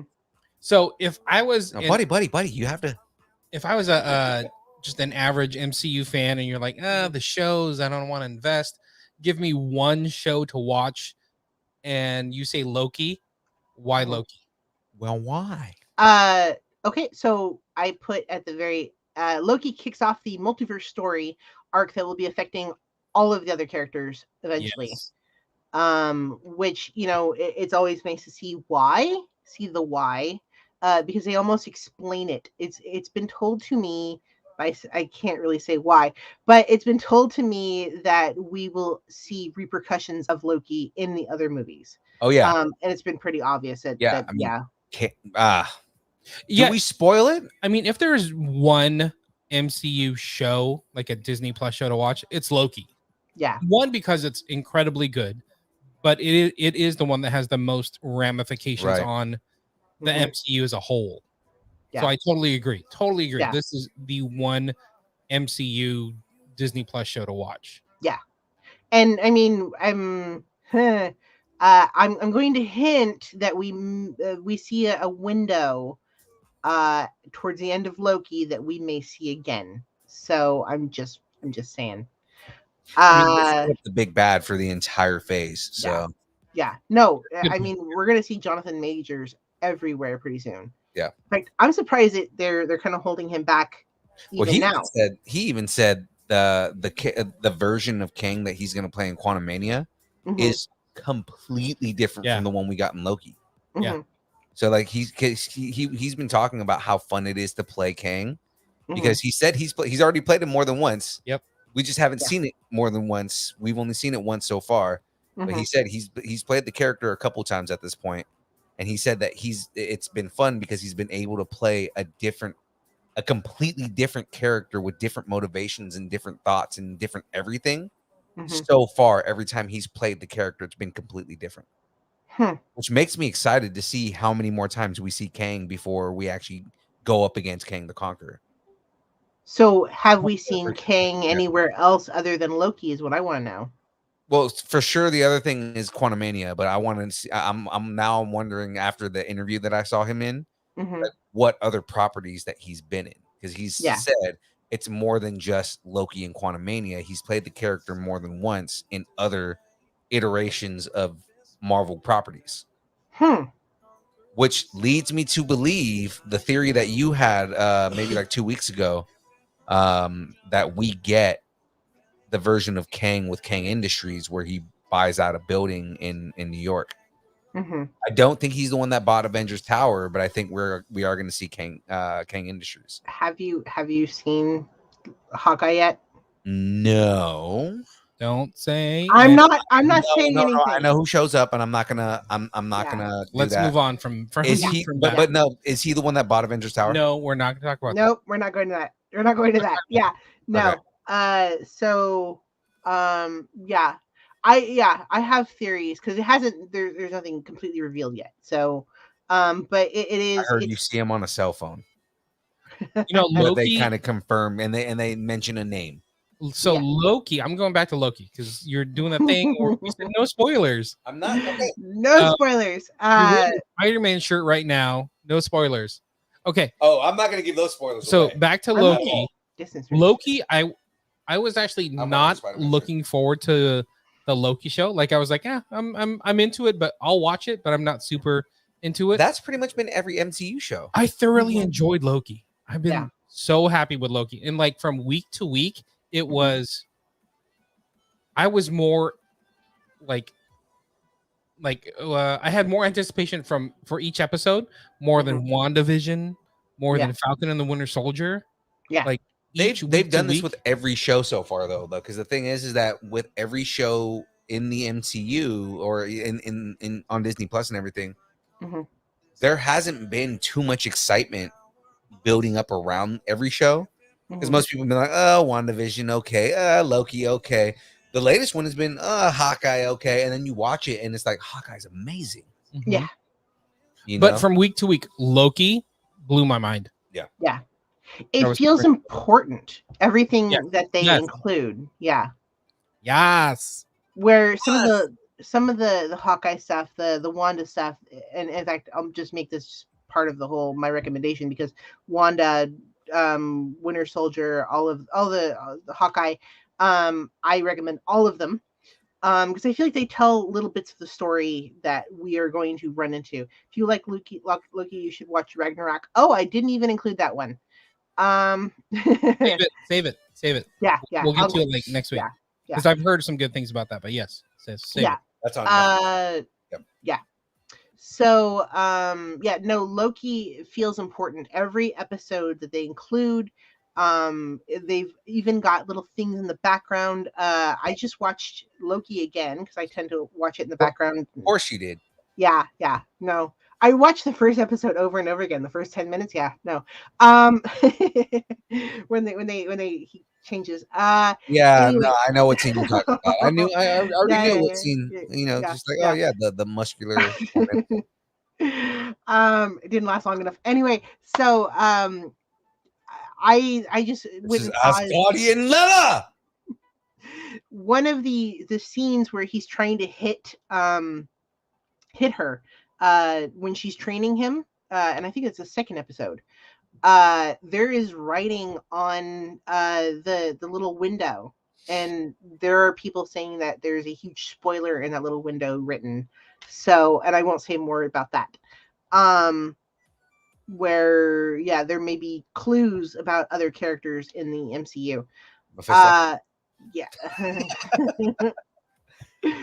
So I Actually mean, confirm that the picture of the devil when they're in France mhm. is not Mephisto as much as everybody wants to make it that. It was actually the horns were supposed to evoke Loki because he has the horns. Mhm, Mhm. mhm. Hinting All right, the so- yeah. We're all down with Loki. Yeah. I don't think we say enough about Loki, but give it. What are we doing? How many horns? How many 10. I mean, alligator Lokis? How many Loki alligators out of Kid alligator Loki's? Lokis. 10. All 10. All of them. I liked all of them. I'll just say this right now. I liked Wanda. All of them were 10 for me. Some people are like, oh, you have to rank them. How do you rank them? They're all just really good. Loki, I think, comes a little bit above everybody else. Of course it does. and like you said, I didn't expect to like this one. I thought, they're gonna make a fool out of Loki. 10 to the power of 10 horns. Yeah. yeah, Loki was just really, really I've good. been falling for 30 minutes. I hope that Loki, because they rewrote the timeline, so Loki never meets up with Doctor Strange, technically, or at least this Loki never meets up with Doctor Strange. Maybe he knows that he meets up on the screen, but yeah, they rewrote it so he never meets Doctor Strange, never the and rips out his daggers. So I hope he eventually meets up with Doctor Strange again. Because I really want to replay that scene and see how it goes from now, because everything's going nuts. Hey, Okay. no scratch. Just writing the timelines. Yeah. Well, because Doctor That's cool, that's Strange in that movie said your brother's a threat, and then all of a sudden Loki is in fact completely a threat. We knew he would be, but now he is a total threat to the timeline, right? Oh yeah. Yeah. He's a threat to the multiverse, not just I one know. timeline. Mhm. Yeah. Let's see. Let's give you a break. Philippe, do you have any recommendations? We can come back if you have Yeah. another couple that you Do want to. I have recommendations? I know, right? Do I have any recommendations? I have. If you don't have one like on the ready, I can give you one real quick. Let me take. Oh, you know what? I do have one on Who? Apple Plus, On the Plus? on Apple TV Plus, on the Plus. So I'm gonna tell you guys about a little show called Schmigadoon. What's it called? Schmigadoon. Schmigadoon! Schmigadoon. Look All right. at the vibrato. Yeah, I and know, the right? You heard all that vibrato, I know, sexiness. right? So, a parody of iconic musical Schmigadoon is a musical comedy series executive produced by Lorne Michaels of SNL fame Mhm. and starring Emmy Award nominee Cecily Strong and Emmy Award winner Keegan Michael Key as a couple on a backpacking trip designed to reinvigorate their relationship when they discover a magical town in which everyone is living in a studio musical from the 1940s. They then discover that they can't leave until they find true love. Right. Now, why you should watch this show? It is ridiculously funny. So funny. It is so completely funny. Now, the whole concept being that they are living in this musical, right? Like they just show up. Yeah. So there are a couple. They got together. They're happy for however long years, Right. year or And their two. relationship is starting to get like kind of stagnant. Yeah, it's starting to Right. get stagnant, a little on the rocks, and they go on a backpacking trip, and they end up in this weird little. Well, they kind of get in an argument, Yeah. right? And just in this and in this whole thing, they're just like, oh, we're just gonna walk back now. And as they're walking through the forest, they like kind of make it, it's raining. They kind of make it to this like Town. clearing that leads into this town. And as they walk in, the townsfolk are like they perform a like a 1940s musical Like style. it looked like number. Oklahoma. It That's does. It's creepy. very Oklahoma. Yes. That's Right. creepy. And so it's funny because Cecily Strong's character, she's like, oh, it must be like a performing arts thing, you know, this is kind of cool, you know, and all this other stuff. And they think that they're performers, but don't realize they're in a musical. Yeah. Right. And it's funny because like as it goes on, they start realizing like, yeah, anytime we feel anything, we can if we just decide to sing, the lyrics just come out Yeah. on their own. Right. And they start like building these relationships and everything like that. But in the end, it's basically them finding their way back to each other. Yeah. So it's a really good love story, but it's also super stupid funny. And just like they play on the stereotypes from the 40s. And it's just like the stereotypes as far as like musicals go. Yes. Right. Yeah. Because I had to think about that after I said it. I was like, not those kind of stereotypes, more so, Yeah. you know, like just you're in a 1940s TV show stereotypes, Right. or movie. I mean, but it's so funny. It was so well done. The music is really well written. Like it's all the music that's in it. You feel like could be written as a musical today. Is it 40s-esque music though? Yes. Yeah. Like Totally. like I said, Ooh. everything Oklahoma. It's sounds Oklahoma. It's Oklahoma for sure. It's Oklahoma. Yeah. Right. Like, I mean, Yeah. like it's the kind of movie that, yeah, I mean, it's Oklahoma, singing in the rain, like all that kind of stuff. Yeah, and you it's know? like a half hour. Anger's Away. Anger's Away is also another one that kind of is what it reminds me of. Yeah, Ooh. but it's them being stuck in a living musical. Yeah, and they're just normal people. Like, I'm like, are you guys really gonna bust out and sing right now? and it's Yeah. funny because like he does that, and he's like, "Really, right now? You're gonna sing? Okay." Yeah, And like Keegan Michael Key's like the way that he reacts to stuff is like, you're gonna okay. You guys have to sing. Can you not? Okay, yeah. okay, It's so funny. It's so funny, and the music's actually pretty fun. yeah. Dove Cameron's in it. Who else is in it? I don't know. I always do this to myself. I can't remember a name when I'm asking myself. I know. I have to pull up the cast because there's a lot of good cast members in this. Yeah. Schmigadoon. Fred Armisen's in it. Fred Armisen is who I was just thinking of. Ooh. So right here, Dove Cameron, Cecily Strong, Keegan Michael Key, Kristen Chenoweth. Oh my god. Kristen Chenoweth is That's in who this. I was missing. Jaime Camille is in this. But if you I just Alan want- Cumming, yeah, that's it. Martin Short. I forgot Martin Short was in this. Yeah, he had a smaller He had a part. very small role in this. Super funny though. I mean, it's Lorne Michaels, so it was great. I would say go watch this. It's an easy watch. Total, half-hour show. I think there's maybe 8, 9 It's like 8 episodes. Super easy to get through. I think there's going to be a season 2.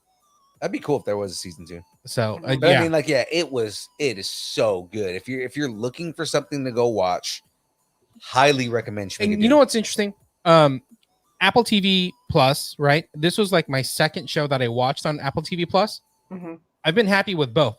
I don't know what Apple TV Plus is doing wrong, but like they do like zero marketing, and both shows I've loved. Yeah, Ted Lasso's the other one. yeah. I mean, I only watched Schmigadoon because you told me, Yeah. hey, you should check this out. I think Jackie would like it. Yeah. And then we watched it, and I was like, this is so funny. I Yeah. love this. It's so ridiculously funny. I'm not even subscribed to Apple TV Plus, and now I want it. I got it for free with my phone. Yeah, exactly. Same. Ooh. You should too. Don't you have Apple? Yeah.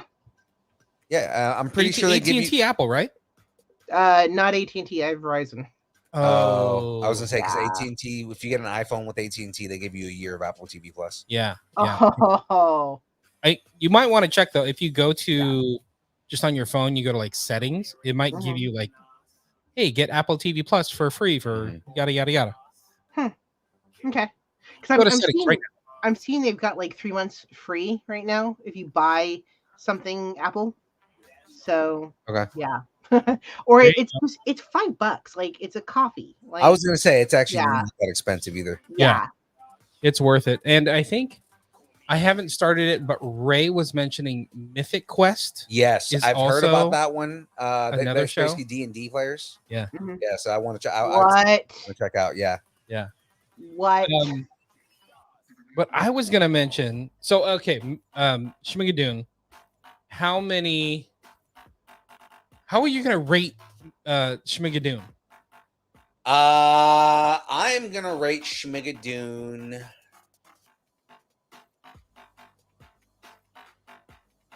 Let's go with 9 false relationships over a bridge out of 10 you're gonna marry my daughter shotguns. Okay. Okay. I give Now I'm that. even more intrigued. Yeah. I give it I'll give it 8 pecan pies Oh yeah, that's right. out of 10 bridges that don't get you where you need to go. Ah, yes. So yeah, it's a fun show. It's going off it's the really same fun. joke there. Yeah. A really fun Okay. show. Right. Now I'm even more intrigued. Okay. Or how about going back to mine, 9 religious zealot wives that want to kick everybody out of the town out of 10 gay mayors. I was gonna say, how you gonna end that one? All right, I guess we crossed that bridge. Yeah. I have 10 in the closet game airs. Yeah. Which makes it 30 times funnier because it's him trying to hide that he's gay in the 1940s. Yeah. Okay. When he does like very obvious gay things. It's such a good so show. good. I might have to rewatch I that. love Okay. that. Let's move on from Schmigadoon. But if you haven't seen it, go check it out. Did you want to touch on Planet Earth? Because, or leave that for next episode. You know, 3 episodes in right now. I just started that one. Okay, good. Have you seen it, Phoenix? Oh yeah. You watched the whole thing? And in fact, we talked about this on our chat that we've got, right? Like, and everyone's like, oh. So I mean, I think the whole group loves this one. Wait, real quick though. So we're hearing music in our headphones right now. I wonder if anybody else can hear the music, or they're just watching you. Just me dance weird. Yeah, I can hear it. I can hear it. But like, can everybody else hear it? And they're If just she watching. can hear it, then everybody can hear Yeah. it. 'Cause she hears Okay. what they hear. Got it. Yeah, Welcome to Earth on Disney Plus. Super good. I think when I first decided I was going to watch this was Ray recommended it. Yeah. Raider Ray, shout out to Raider Ray. I say Ray and I were talking about it is what happened. And then I think you and Bird picked it up like the next day. Yeah, Yeah. the first episode hooked me. I love the way they tell this story. It's so intriguing to me, and it hooked me. Like, one, it's Will Smith, right, doing crazy things around the earth. Yeah. But the way they walking tell the the story, volcanoes and hanging out in submarines. It's like it's so dope, dude. Anthropological, I think, the way he tells it. Like, it's not just geological, it's anthropological, and how humans interact with what's going on around him. Yeah. So real quick, the synopsis, Disney Plus original series from National Geographic, and I think I should watch more Nat Geo shows on Disney Plus. Oh, I watch a lot of the Nat Geo stuff. It's fun. But 2-time Academy Award nominee Will Smith, follow him on an extraordinary journey in a once-in-a-lifetime adventure around the world to explore Earth's greatest wonders and reveal the most hidden secrets. I love the way they started it out with like very candid Will Smith. He's like, I've never hiked. I've never been in a tent. I've never set up a tent. He's never like camped in his life. Yeah. Like he's like, I've never done all these things. He's like, I'm going to go do them. I'm like, that was really cool. Yeah. That's a really good way to introduce like where he's coming from. Yeah. Because we all know And he's who Will doing Smith like is. some pretty dangerous stuff. Yeah. Yeah. Right. Like walking into an active volcano. Oh, and who he goes with? Yeah. Yeah. Dude, don't say it. No, the reveal. The word in a word. Just if I'm gonna describe this dude, is badass. Yeah. Yeah. And like there's probably a concept that everybody in the chat or anybody that's watching this has of the word badass. Go watch this show and realize how your concept of a badass changes. Yeah. When you see who this dude is and kind of like when you learn about him. Yeah. Yeah. I think they titled that segment "The Silent Roar." Yeah. And like once they do the reveal as they tell the story, Yeah. I'm like, oh my god, Because you can't really tell until he says something. I'm like, you got me. And I'm just like, holy shit. Seriously? Yeah. I'm like, Will Smith, you're gonna make me cry right now? Yeah. Yeah, like That that was dude, amazing. that Amazing dude is story. awesome, man. Like just his story and the things that he's been through, and then his interpretation of everything. Yeah. So good. The reveal is so good. Yeah. And then, I mean, the reveal is pretty early on in the episode, but I mean, like, still, it just informs the rest of of that entire episode as you go from there. It sets the tone for the show. It does. Yeah, totally. Okay. I mean, a normal person, right? You think twice about going to the bottom of a volcano that close to, and then who this guy is, you're like, wow, Yeah. So I would give this, I don't know, 10 volcanoes out of, I don't know, 11 deep sea dives. 10 hard hats because there's falling lava on your head. Oh my god. When they start explaining, like, what were they called, like mush rocks or something like that? Yeah. Yeah. Something crazy like that. Yeah, that rock is, yeah. And it's funny because he even points out that they give him a little hard hat, and I'm like, yeah. You're Well, gonna bye, Will get Smith. one of those things get hit. Yeah. But he talks about like how close one got to him. It was like, holy crap. Mm-hmm. Yeah. I've been around volcanoes. I lived within miles of a volcano, and I don't think I'd ever get that close to an erupting volcano. Yeah. That's nuts. What Yeah. do you give it? What do you guys give it? And I'm only on episode 1. I give Ooh. it, and I'm actually like 3 episodes in. He could take a poop in the woods for the rest for the 3 episodes, and I'd be Watch like, episode 3. No. I'm like, Yeah. I'm all right with that. I'm saying kidding, 10. I'm kidding. Give this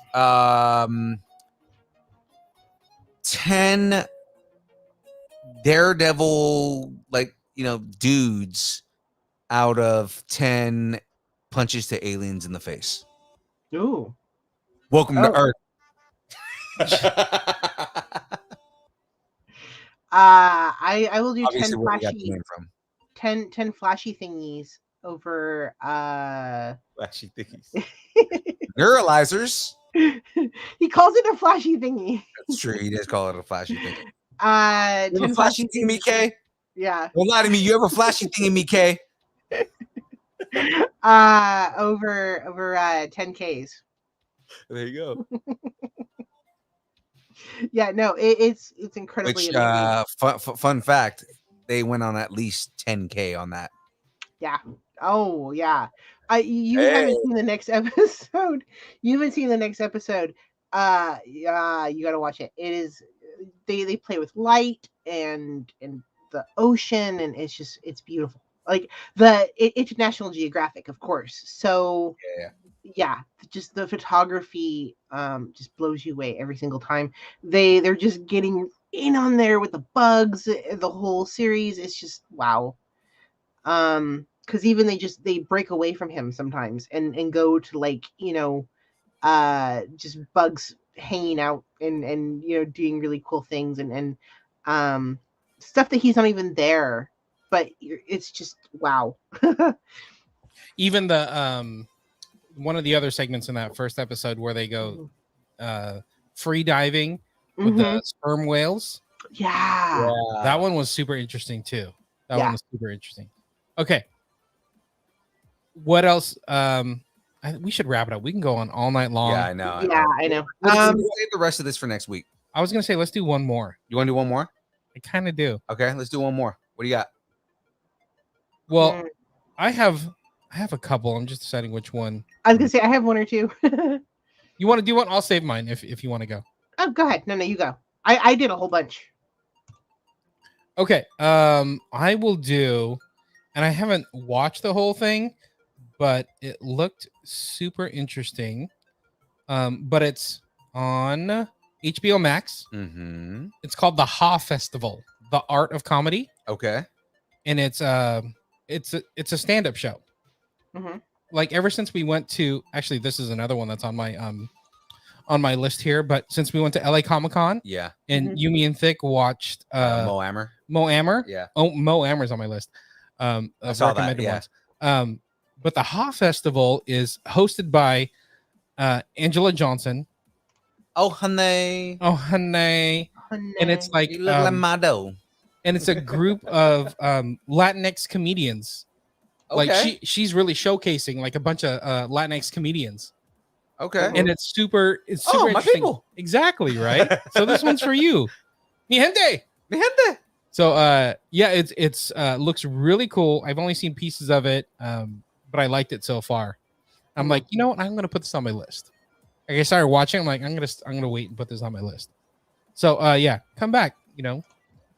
Comedy. I can't get enough comedy right now. Yeah, man. Ever since we went to LA Comic-Con, we saw the Laugh Factory set. Yeah. We watched that Mo Ammer, two Mo Ammer specials. I'm jealous that you're not going to be there on Friday with me in Phoenix because you're going to go see Bert Kreischer. Oh, I'm sorry. Yeah. Yeah. Priorities. I know. Oh yeah, Phoenix. If you didn't see me accept the invite, I'll be there on Friday. Exactly. But yeah, been super into comedy lately, and this whole comedy festival or Ha Festival on HBO Max, super funny. Some of the comedians are super fresh, and it's like I like having that new spin, that new take on comedy and new point of view. So I'm like super happy with it so far. Yeah. So I'm digging it. I'm gonna have to check that out. You I didn't should even check see- it out, I man. didn't even see it was on HBO Max. So, I mean, Yeah, I have to check it out. I don't know how new it is actually. It might be pretty new. But yeah, I just saw it, and so I started checking it out, and I dug it. So I'm a big comedy nerd. I'm into the stand up. I like the comedies too. I give it. I mean, from what I've seen, I'll give it 8 mics out of 10 hecklers. Okay. I'm down. Out of 10 Phil hecklers, Yeah, God, she deserved it. we should go to a comedy show. She deserved it. Hey, we should go to a comedy show. We should go to a comedy show. Yeah. Yeah. I'm should. 100% behind that. I mean, I'm going to one Friday, you shut your mouth when you're speaking to me. but I'm saying we should go to a comedy show soon. Look at him going to comedy shows without us, going on the distance learning plane. What the heck? The plane is only flying to downtown Sacramento, so let's all relax. Yeah, no. So if you don't know what I'm referring to, so yeah, we went to go see kind of, I guess, my first comedy show. Yeah. At LA Comic Con. And one of the comedians, yeah, I've never been to a comedy show. And one of the comedians, I would say she was her set. You can tell she was trying out new material because she was actually a famous comedian. She was trying out new material, but it was the wrong place to try out that type of material. She was pretty much just talking smack about nerds. She was trying to do some crowd work and it wasn't working. Yeah, and she was talking about how like lame it is for people to like, you know, have a lightsaber and, you know, all this other stuff. And I was like, she was like, how many of you guys have lightsabers? And I raised my hand. She goes, bet that gets you laid. I was like, every time. And just like, I just started talking shit to her. And James is like he was like, dude, you're not supposed to heckle the comedian. I was just like, being an asshole. So I was like inching away. But it was kind of like you called me out and you're being an asshole. So I'm going to heckle you. I'm sorry. Did anyone else boo her? There was so there was a kid who was next to me, who I would say he seemed a little Aspergery, but you know, usually that means they don't have filters. So he started talking some major shit to her, and you know, like when that starts happening, they kind of don't know when to stop. So he kept going, and I was just like, oh. But it wasn't good. Why? Other than that, every other comedian was great. It was like I said, I felt like the material that she was doing was not right for the crowd that was there. That could have worked in easily in a comedy club, right? Yeah. Where like other people are like, oh, nerds, lame, right? And that would work with them. But when you're in a place full of nerds, it's not the right place to try out material about how lame nerds are. That's like going to a gentleman's club and being like, men are lame, am I right? Like, What's I mean, I don't think she means club. I think she actually means like an actual gentleman's club. Yeah, they have those. I found out. Like basically cigar bars. Yeah. Oh yeah. Yeah. Like, where a bunch of old men sit around and smoke cigars and drink whiskey. Okay. Yeah. I had asthma as a kid, so I'm gonna stay there. I'm gonna stay at the strip clubs. But like you're right. You don't go into I don't know. I mean, that's just not the place to go. Guys, we should pretty much wrap this up. We're at 3 hours right now, so we have we're not walking. Are we? Yeah, we're gonna cut this up. Yeah. Yeah, we just hit 3 hours right now. Okay.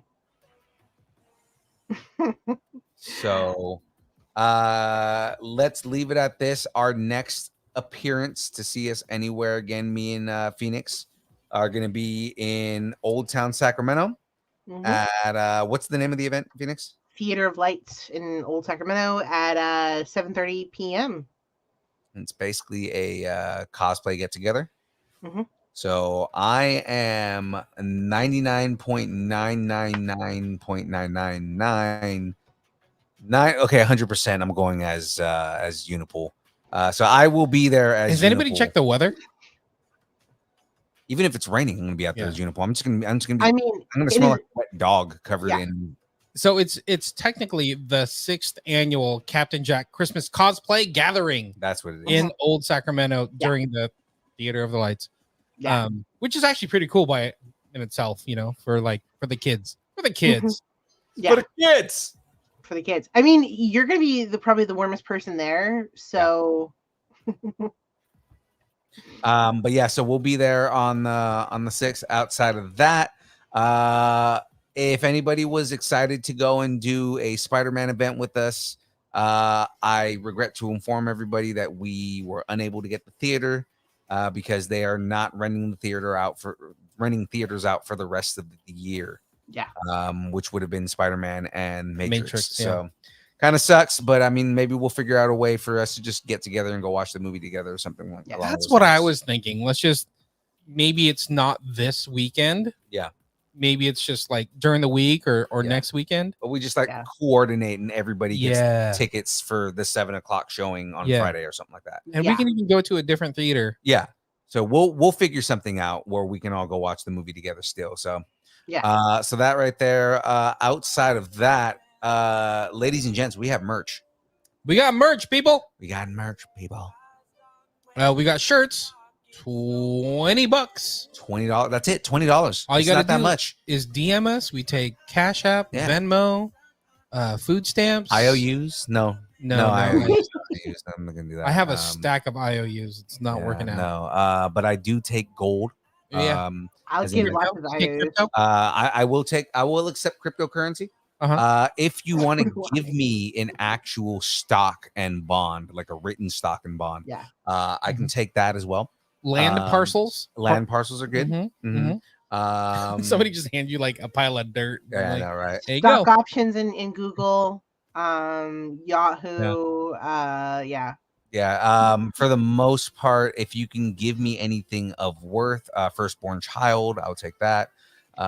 Usually the second one. The blood of your enemies in a skull goblet, I'll take that as well. Second one's not worth as much. Yeah, I mean, the blood of my enemies. No, the second-born child. That's the first. Oh no, second-born child. Nobody cares about the second-born. I need your firstborn child. Wait, I'm the second-born. So then you don't matter. It makes I'm sense. also second-born, so that's why it doesn't matter for me. I'm an only, so all you got to do is DM us size, $20 or $25. If we gotta ship it, you get a free sticker pack. We got brand new stickers. Oh, I got some pretty awesome ones. So you get a brand new sticker pack as well. Have you even seen our new ones? Yeah. Ooh, show. Our new ones. I got another set of new ones. Holographic ones? The second holographics I got in. No. Look in that box right there. Okay, hold on. Well, grab it. Making me do Let's stuff. go well over. There, it's on the bottom of that. Yeah, that box. We're going Lord of the Rings style. Right here. Check it out. Oh, new news. We're going Lord of the Rings proportion on this podcast. So I know, right? Yeah. Oh, see the holographic on that? Have you even taken him out? Yeah, I gave one to Tyler. Oh, so you're giving him out before you? Tyler's special. Tyler is special. He happened to be standing in front of my house when I got him. So those, but they're holographic. Ooh. So they're extra shiny. They got a metallic look to them. Ooh. Super coolness. I like the other ones too. They're big. They're the longer logo. Those are fun too. These ones right here. I dig those. So these Anyway, are the other ones yeah, got. we got some brand new stickers. Come get them. Get a sticker pack. Yeah. It'll be fun. And then of course we have the Distance Nerding tank. You can purchase that at distancenerding.com. We also have the new Star Cruiser that came out. Ooh. Yeah. And that is worth 100 million. We have any Uzis at all anywhere? No Uzis right now, but I do have a fake shotgun that has a bang like flag that comes out of the front. Sawed off. It's a sawed off, yeah. Okay, yeah. I have none of that, ladies and gentlemen. I just have t-shirts. I'm like, why did you go there? If that doesn't get us taken down, geez. Yeah, no, I have t-shirts. That's about it. All right. Just looking for ways to get taken down. Outside of that, Monday live streams. We're building Lego again. You guys saw me pull out the guitar earlier here, so I built this on Monday. Party on Nice Wing. little Fender Stratocaster, and this Monday I'll be building the amp along with it. And then you're going to be doing right, rock on. So short sets at coffee shops. yeah, and I will be singing Wonderwall. Okay, perfect. Okay. I love it. I love it. Also, just over the course of the week, you guys will catch me doing random game streams just whenever I have time to do it. I did a 6-hour stream on Sunday. Whenever I have time. Well, don't forget my 6-hour stream. Never has time. But here's the thing: is I would love to start scheduling. Yeah, do game it. Streams, Totally. like game streams and whatnot. The thing is again, when I say whenever I have time, it's like whenever I get off of work, whether I have time like outside of work and all that. Like the Sunday thing was a fluke. I was only supposed to be playing for like an hour because I was like, hey Jackie, I'm gonna go play a video game for an hour. And you were kind of testing the equipment, yeah. Right. And then she was like, oh well, I don't want to watch a movie anymore. We'll watch it tomorrow. And I ended up just streaming for 6 hours. So that ended up happening. But I mean, like, I've done a couple of updates and things like that. So there Now, are graphics behind it. That's fun to heckle. Did Jackie file a missing persons report by then? Because, like, seriously, it's funny. She actually hopped in the chat, and because when you go in the chat, you can see how much time I've been streaming for. And she was like, "Seriously, you've been on here for 4 hours?" I was like, "Yeah, 2 hours later." She's like, "Hey, dinner's ready. Dinner's cold.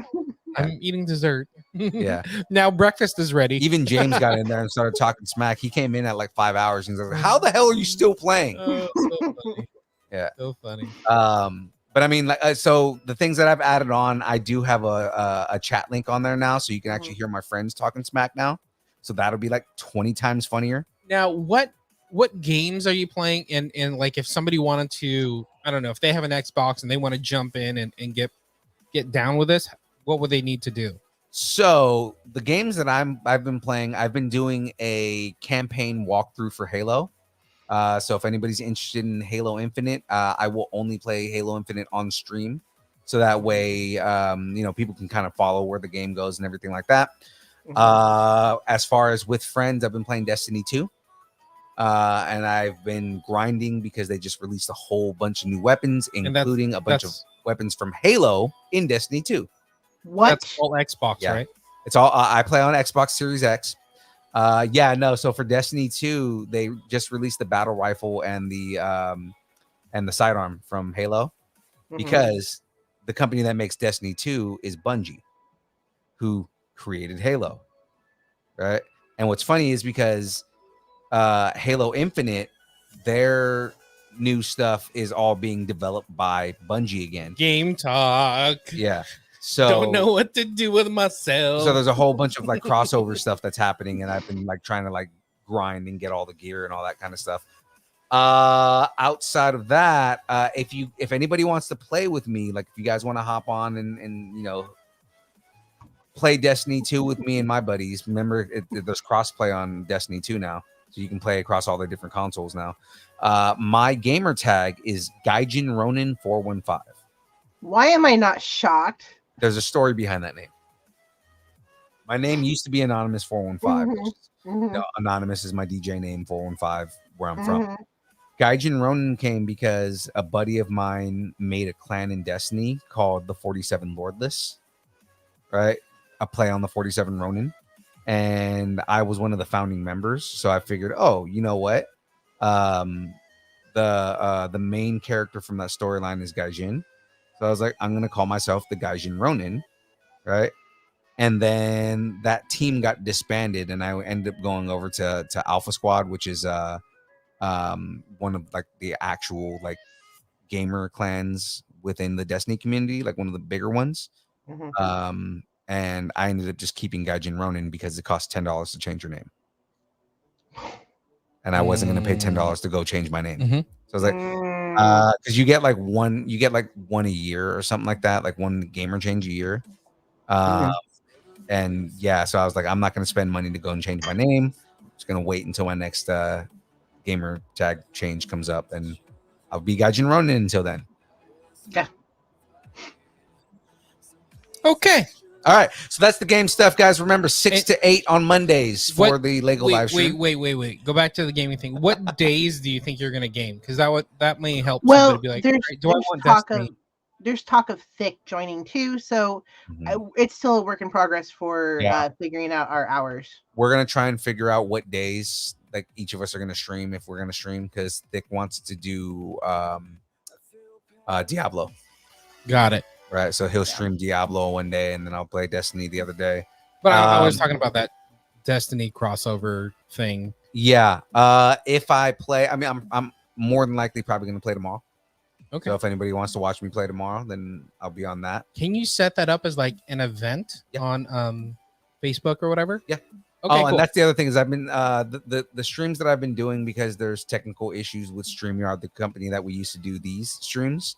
I can't get the audio through. Like I can get all the video through, but I can't get the audio on here, and it's like a known issue with StreamYard. So I've been just live streaming on Facebook Gaming, which we are maybe about a week out from becoming a partner already. So which is pretty cool. So I like it.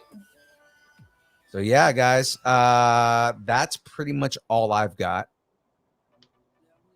So let's we got pluggables. Phoenix, where can people find you? I am all over every social media, Facebook, Instagram. That's pretty much it. And of course, as always, distance learning. James, social medias that you want to throw out there? It's only at distance nerding. I mean, that's pretty much. You know it what's for funny us. is that I check our Instagram at distance nerding all the time. I'm like, cool, hitting people up, talking to people, commenting, yada yada, liking things. I always forget to check my own. I'm the same. Instagram. I'm the same. And I'm getting mentioned in like my wife's stories with our kids, and I'm like, ooh, I'm like a bad dad or something. I'm like not even liking things. I'm the same. Like I'll go to my personal so one, and the only people who ever message me on my personal one are Jackie and Watson. Yeah, exactly. Right? So it's like, and it's basically Watson sending me memes and Jackie sending me stuff that she thinks is funny. So it's if you ever want to get a hold of us, at distance nerding on Instagram, and we will definitely get back to you. Yeah. No, we both heavily check our distance nerding one, to a point where like I don't know, we get messages 90% of the time on our distance nerding one because James reads them all. Yeah, so it's like I can't. I noticed you guys tag me all the time, and I'm like, what do they tag me in now? Oh yeah, we try to tag people in like all the fun stuff and all that. Yeah. So right. So yeah, guys, at distance nerding wherever social media exists. So Facebook, YouTube, Twitch, Twitter, Instagram, GeoCities, MySpace, Asian Avenue. Whoa, hey, okay. Christian Mingle. No, I'm kidding. Christian Mingle, Only Farmers. That's it, all at distance nerding. And this goddamn 3-hour Match.com. I feel like I got sucked into one of your gaming streams. eHarmony. No, that's 3 more hours. We need to go 3 more hours. Yeah, no, we got to go 3 more hours. Anyways, ladies and gentlemen, it's time for the dance party. Let's get this going. And I go with Phoenix.